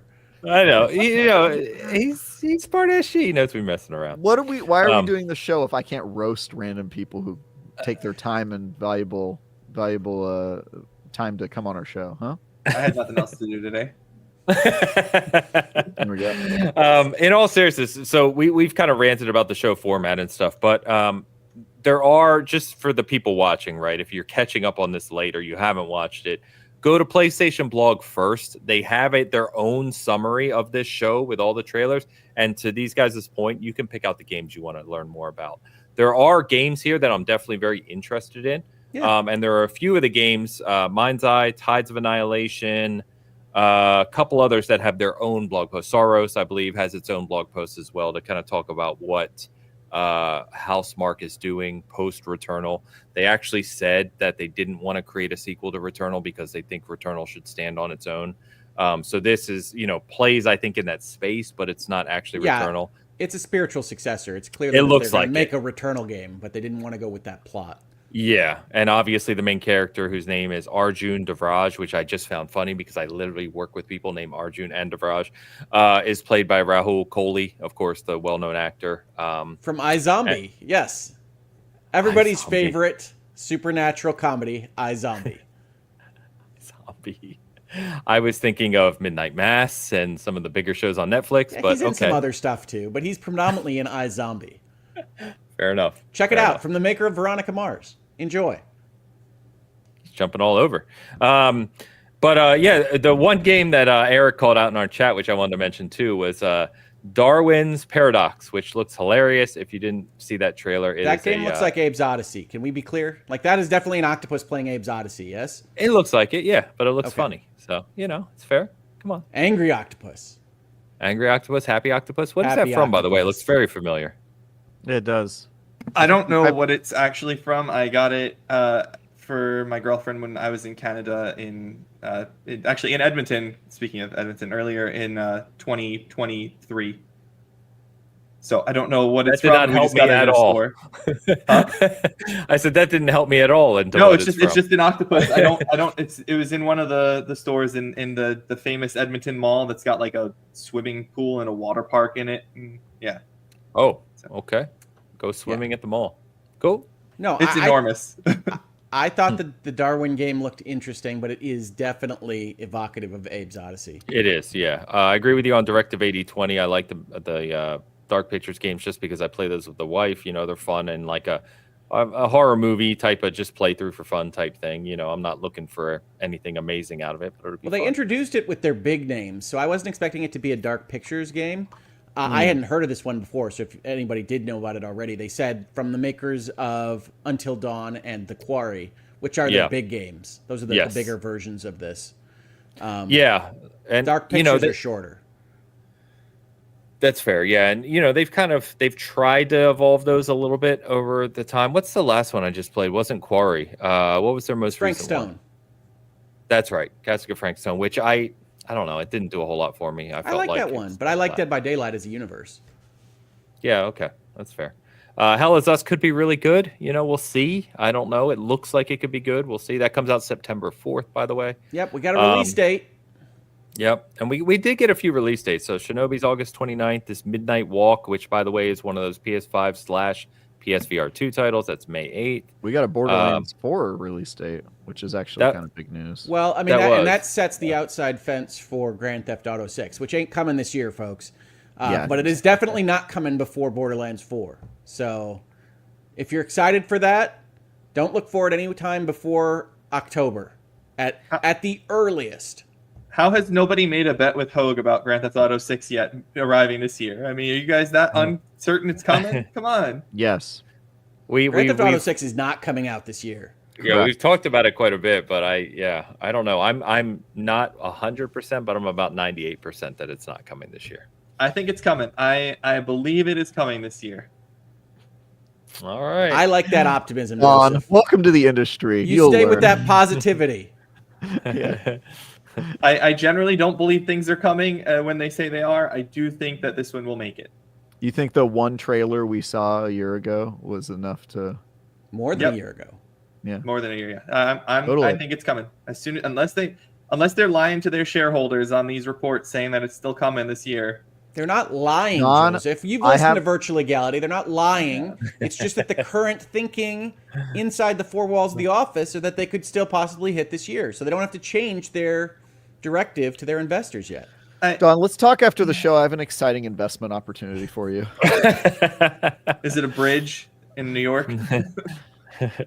I wonder if that's why Mind's Eye, with Leslie Benzies, of course, is aiming for this summer to try and preemptive GTA 6. Not that any other game will mess with what GTA 6 is going to do. Take-Two is interesting on all this stuff, right? Like, they have a lot of games coming out this year that they're trying to position in these various spots. They've still got Mafia. They've got Borderlands 4. Grand Theft Auto is going somewhere. I suspect quarter 1/2 of 2026. I hope Mafia is good. I really hope they do a good job on this one. Mafia is going to be awesome. Joseph, you feel positive about Mafia: The Old Country. That is going to be a banger. I do feel positive about it. I do feel positive. I think that that they have enough time and talent to really fix all of the problems that the other games have and continue their trend of having really good stories and hopefully make the games feel better to play. Hangar 13 knocked it out of the park with the story of 3. They are going to kill it with Old Country. I really loved that story. I thought that the cut it to the future with the older priest and the telling of that story and then cutting to Donovan and the hearings. I haven't played it yet. Cool. I haven't played it yet, Joe. He's still got his shrink wrap. He's going to play it any day now. I didn't say what he's talking about. That's the framing device, Ains. He hasn't spoiled anything.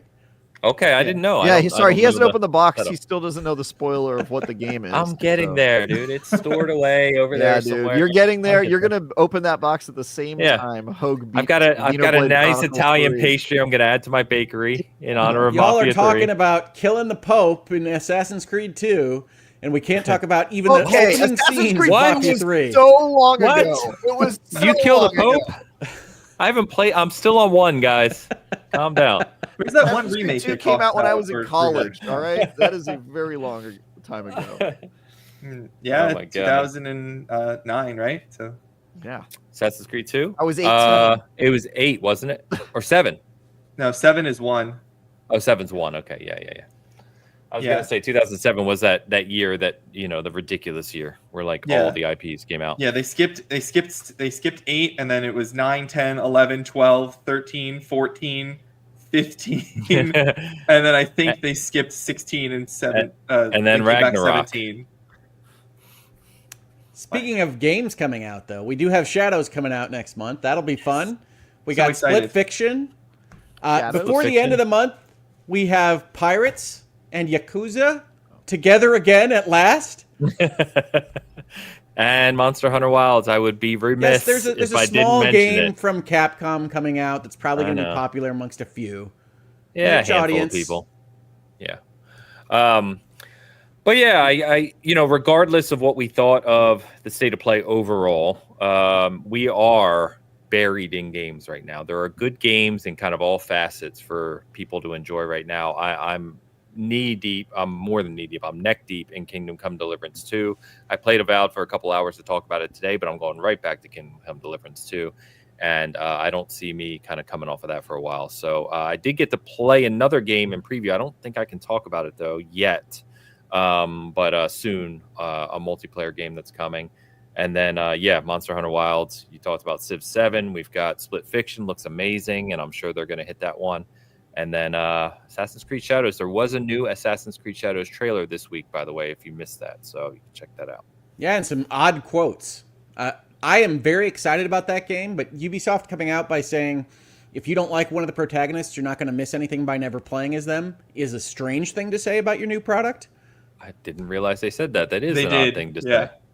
I think that that's good, though. It's a strange thing to say, but it's good. I think it's good because I don't really plan to play as Yasuke. I'm going to stick as Naoe because I like the assassin-y part of the Assassin's Creed games.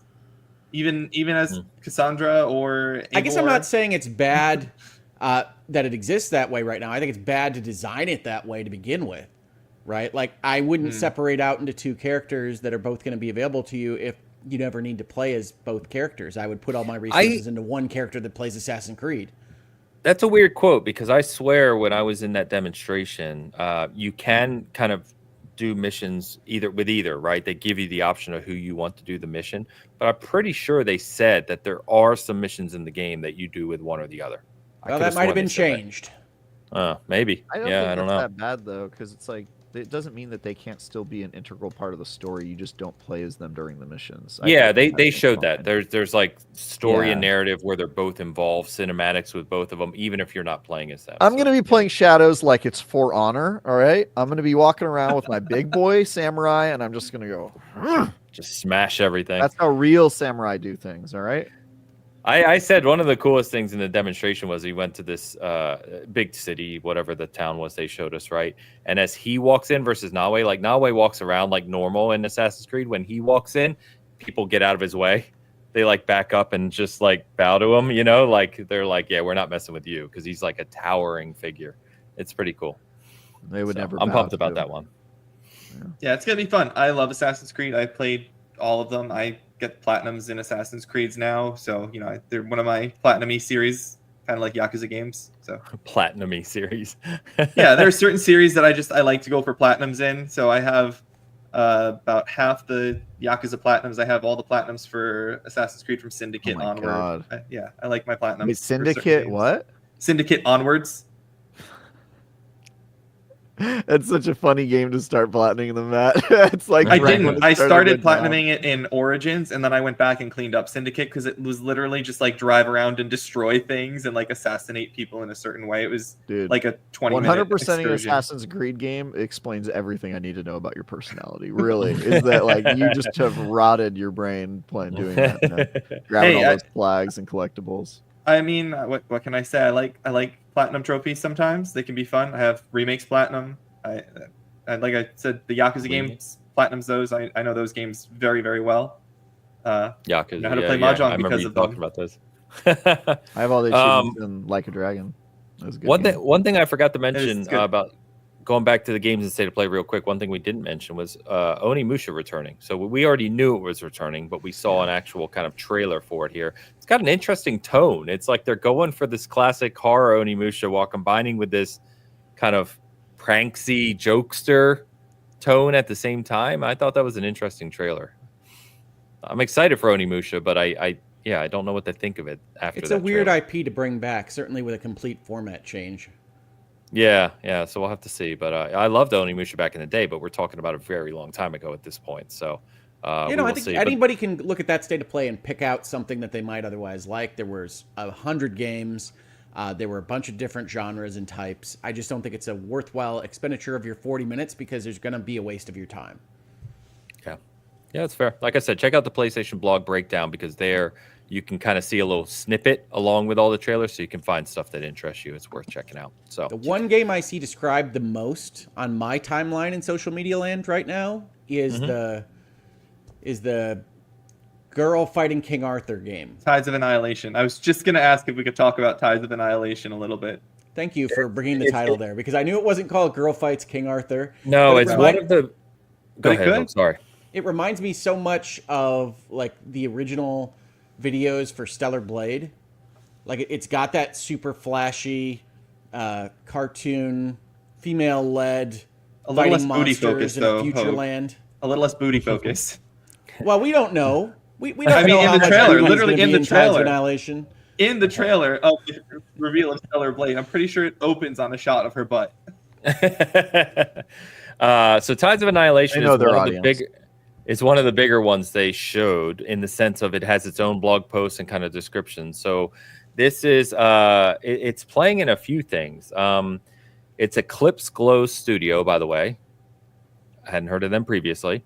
Basically what they say, it says, was inspired by a straightforward idea to capture the thrill of fighting alongside trusted allies in a single player experience. So here's the actual description of the game, by the way. That's a sentence that says nothing, by the way, for what it's worth. Agreed. Players will take on the role of Gwendolyn, who wields the power of a mysterious gray fog that can manifest two spectral knights at her side. Each knight has a distinct combat role. Whether it's charging into battle, defending against attacks, or unleashing devastating combos, players will need to strategically choose which knights to summon based on their preferred gameplay style. And it takes place in two worlds: modern London, that is kind of like, broken London, if you will, and a medieval fantasy realm that are connected. So you kind of play between the two realms.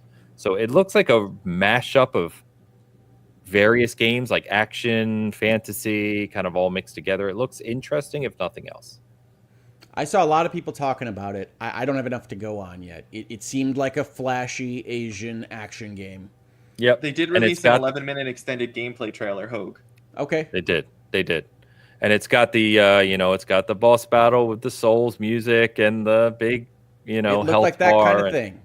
Yeah. So, which, it interests me. But again, there's more info on the PlayStation blog if you want to check that out. So, you got a lot of Avowed fights coming, Ains, that have bosses with big health bars at the top of your screen. If that makes you feel better, they're there. You can That's kill fine. them in a couple seconds, though. I'm in KCD2 land for now. I'm still back in Bohemia. I'm good. So No health bar there. You really just have to guess how many times you got to bonk this guy on his dumb helmet to kill him. They get kind of bloody, Travis. You can, in that game, I'm pretty sure you can see how they're like, kind of like the monsters in Monster Hunter, where they kind of like start limping and they're, they start limping the second you hit them one time, and then they get no worse. So you just have to guess. Now, do they have a health bar on your stat KCD2? screen in KCD2? Yeah, it's you just have right a health next to bar. yours. The enemies? Yes. Do you not know how to read your status bar in that game? Again, I haven't played. I was assuming here. That's on my list. I'm almost with Travis. I can't picture it. I don't think that's. What is that? Their health is shown right next to your health. It's the top left of the status bar. Whoever you're targeting gets their health shown. It might be an option, Hogue, that they could have unchecked or something. You turn on turn it off. Version. Yeah. I never touch the default options. I want the developers to give me the game they want. Yeah. Yeah, someone said yes, the health bar is there. I honestly wasn't aware of that. What I was going to say is that they do get injured more than once. They definitely get bloodier and kind of like They did in the mangled. first one. I remember that for sure. And then they end up flailing The on bar the is ground. weird, right? Because it's trying to give you stamina for how much health you have. Your health is in the top right. Stamina's across the whole it's bottom. the purple bar to the left? Yes, it fills in That's purple. hilarious. I did notice that while I was fighting somebody, and I was like, I wonder what that is. It must be like my armor or something. Like, they do not explain that at all. Like, that is so funny. If you go and you look at their little UI tips screen, they highlight every single thing that the bar does. I've been reading the UI tip screen like every 5 minutes because every like hour I'm like, what does any of this mean again? Dude, talk about an unintuitive game, but it's Hey. so, No, I'm saying that's he's a right. strength. It's unintuitive because it's doing different things than most Yeah, other it just- games. I love it because it is such a horribly convoluted and shocking like design at so many levels. But that is so refreshing in this day and age for these sort of. Is it just me? No, I can't The hear mic- him either. No, Yeah, your mic- he's lost it. He's Yeah, lost your it. mic kind of died. Oh, that's too bad. Oh, no, now you're back. It was. No, don't Okay. tell him. Yeah. It sounded like you were Yeah, underwater anyway. for a few seconds. I was The- saying the- like it's very puzzling game design, and they make a lot of decisions that you're just like, what? Like that is terrible. But it's kind of refreshing because so many games have sort of agreed on the right way to do things, and it's nice to have variety. Yeah, I don't think it's bad. I think it's actually very smartly designed, but it does not fall into line with like the AAA. Here's how we do things. That enemy health bar is bad. I'm sorry. The enemy health bar is brilliant. It's a You're pretty already bad way to looking do at it. that bar. In my experience with the first game, they do the things that you expect them to do the right way. Like the buttons that you're pressing are the same buttons. You're not like, it's not. B to jump. Again, the first game. I haven't played the second one yet. I'm saying in the first game, it's pretty standard controls, and I'm pretty sure it was space to jump in the first game. If you could even jump, I don't even remember if I could jump in the first. B to jump is crazy. Again, I That didn't is play the second one wild. yet, Travis. I haven't played the second one, but Yeah. but the general controls, it's like E to do this and F to Isn't do that that. what and Breath you of the click Wild and click. does? I'm almost positive it does. B to jump. Well, Oh, you're first of talking all, on the B on the controller. Xbox Sorry. controller is not the B same on the as B on the Xbox Nintendo controller. controller. No. I thought we were talking about same, some same keyboard. placement. Yeah, same placement. Anyway, I played Kingdom Come on the PC and keyboard. So the point was the buttons E and F and all like the feel of that was the same, but the other stuff that like Hogue and Travis are talking about that's unintuitive is because they're changing things up with their own approach, but they're not doing the things that you don't go into it saying, I don't know how to play this game. You're going into it, okay, how do I play this game exactly as it needs to be played, even though you can still hit the same buttons and probably get the right effect. Like going into Avowed, I knew exactly what buttons to hit to do everything when I started playing that game. Yeah. And like that was good. There's such different games because one feels like it's like the most polished, and it kind of makes it feel generic in some ways because it is so like derivative of like classic game design, and then Kingdom Come Deliverance 2 just does the exact opposite and somehow manages to be like, actually, that's kind of more interesting because it's so unexpected and different. Yeah, Well, and that game design at can bare be minimum, fun. now you know that they do show you your enemy's health, Travis. There you go. That's pretty cool. Crazy way to do it. Purple's an insane choice, but good job. You're doing It's you like do you. magenta. It's very weird. That whole thing is weird, dude. I mean, as I a found it, red-green colorblind individual, I apprate a purple to help me I have differentiate. both played like 30 hours and didn't know that. Like that's crazy. I just keep hitting them until they're dead. Yeah, It's me that too. simple. Yeah. For the record, That's what I do. That's how they did it in medieval times. Yeah. There you go. I'm engrossed, didn't man. know I'm this. engrossed in this game.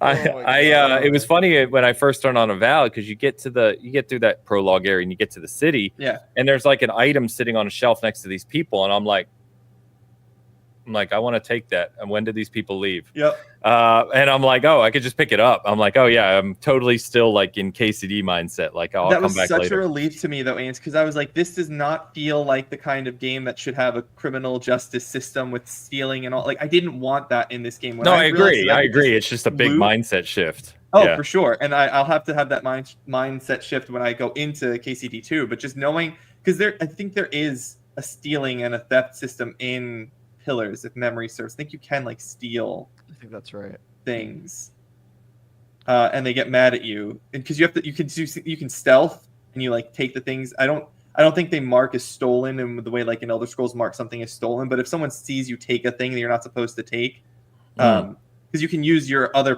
party companions to like distract. Yeah. So So not having that in this system, I was like, good, that is not the kind of thing that I wanted. It gave me exactly what I was looking for when I was playing Avowed in all of those ways. Whereas I'm fully expecting KCD2 to give me what I'm looking for in the full-on sim that it is, because that's what the first one was. I agree there should not be a crime system in Avowed. It would feel super out of place. And you're the envoy, so you should be able to do whatever you want. But I will say, I think they went too far, because you can straight up commit crimes. You can like lockpick people's doors and like break into their personal quarters, and all they'll do is be like, you're not supposed to do that. And then there's like no interaction that you do. And you can like learn like their secrets and stuff, and like find the stuff they're trying to hide. And all they'll do is just be like, like just vaguely kind of like, and then it will not affect the story or anything they say to you. And so it kind of makes your actions feel like they don't matter in some ways. But again, it's really not that type of game, but it's weird.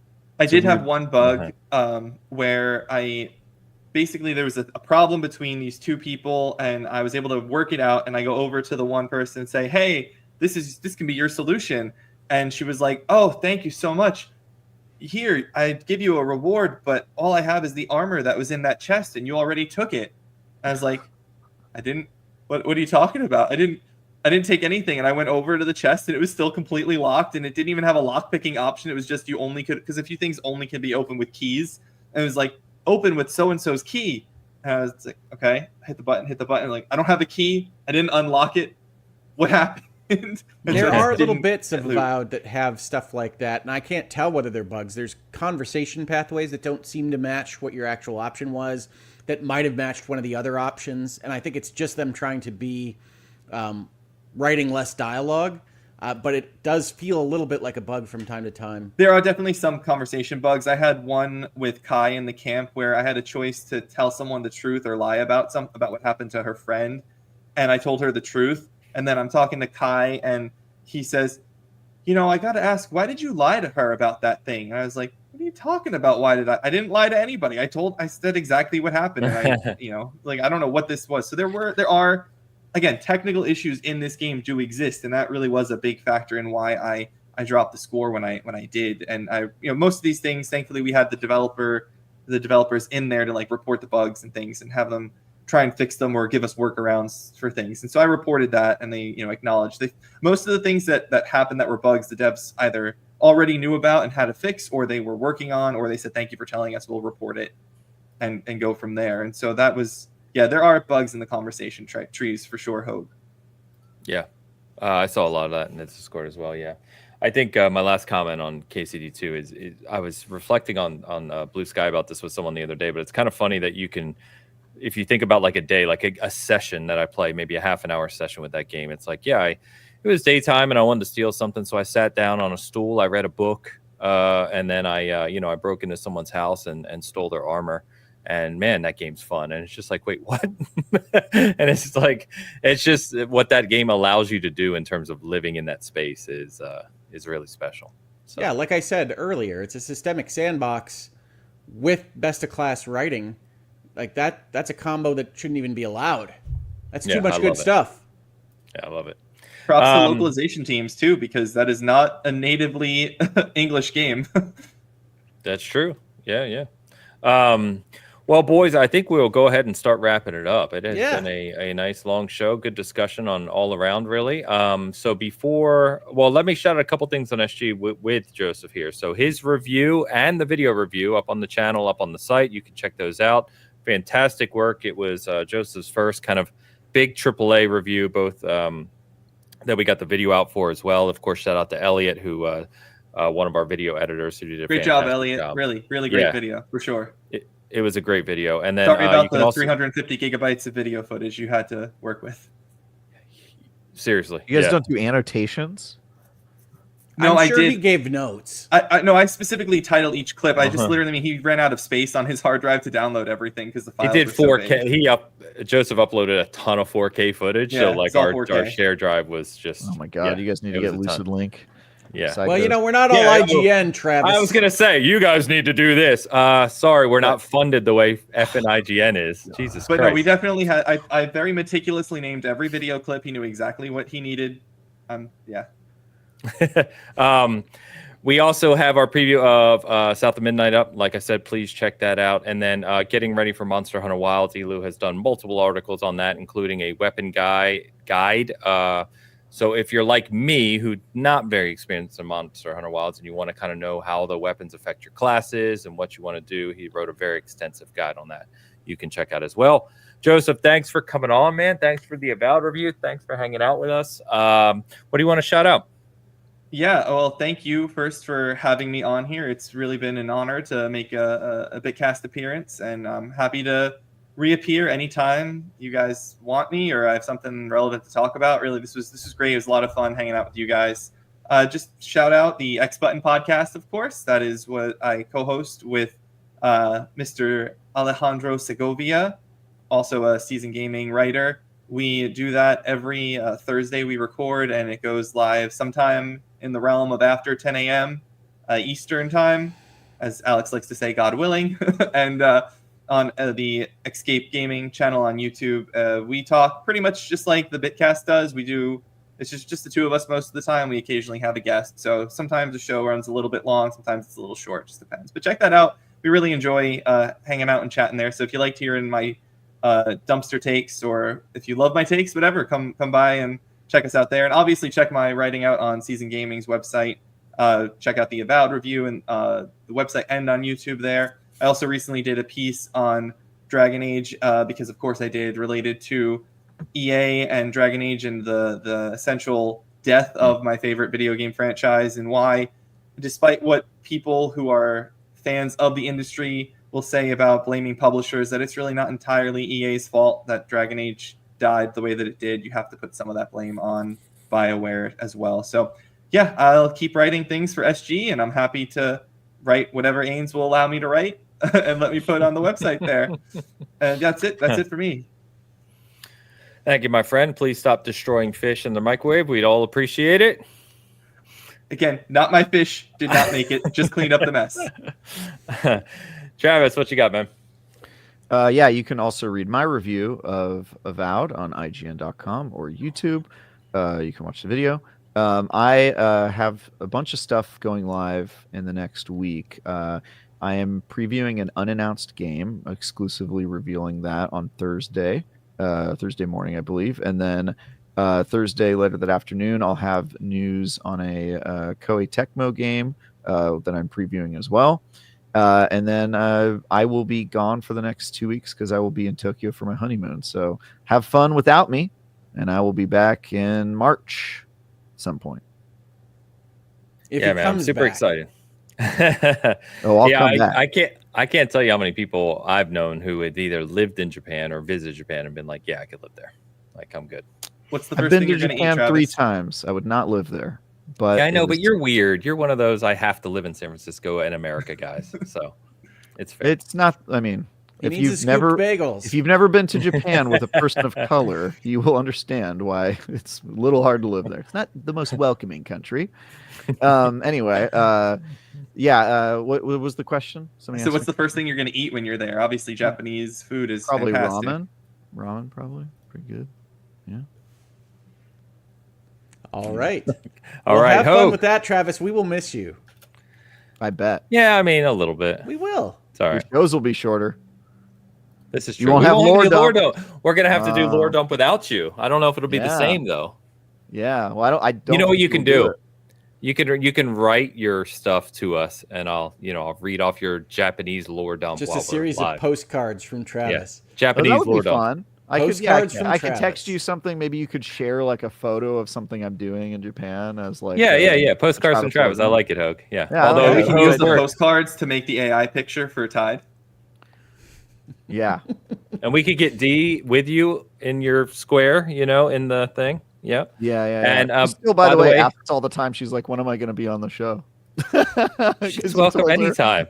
Yeah, I know. That's what I said. I was like, he would have you on, just like of course. You gotta take initiative. He let me on. Let Dion. By the way, Hogue, we're old. We're still thinking postcards. It's postcards still exist. They still sell those at tourist locations. Exist, but yeah, I don't know if it's the same nowadays. Yeah, I don't. Anyway, know. Lawman, what you got? Yeah, well, the channel's been humming along. We've been keeping up with our videos. We finished off Justin Baldoni's lawsuit against everybody that Blake Lively has ever known this last week. So if you're interested in a 3-hour deep dive into the second half of that lawsuit, please check it out on the channel. We did a virtual legality episode on Roblox being investigated by the SEC and what that means and doesn't mean with respect to that gaming company, which is a bigger story, I think, than we usually talk about. Roblox, very, very popular. A lot of money involved. But if you're interested in that story, check out Virtual Legality. Honestly, this next week, I'm doing a number of appearances for Last Stand Media, and my kids are home from school one day, so I don't know whether there will be 2 videos on my channel. But hopefully, I'll do a Virtual Legality and a Hangouts and Headlines just like I have been doing.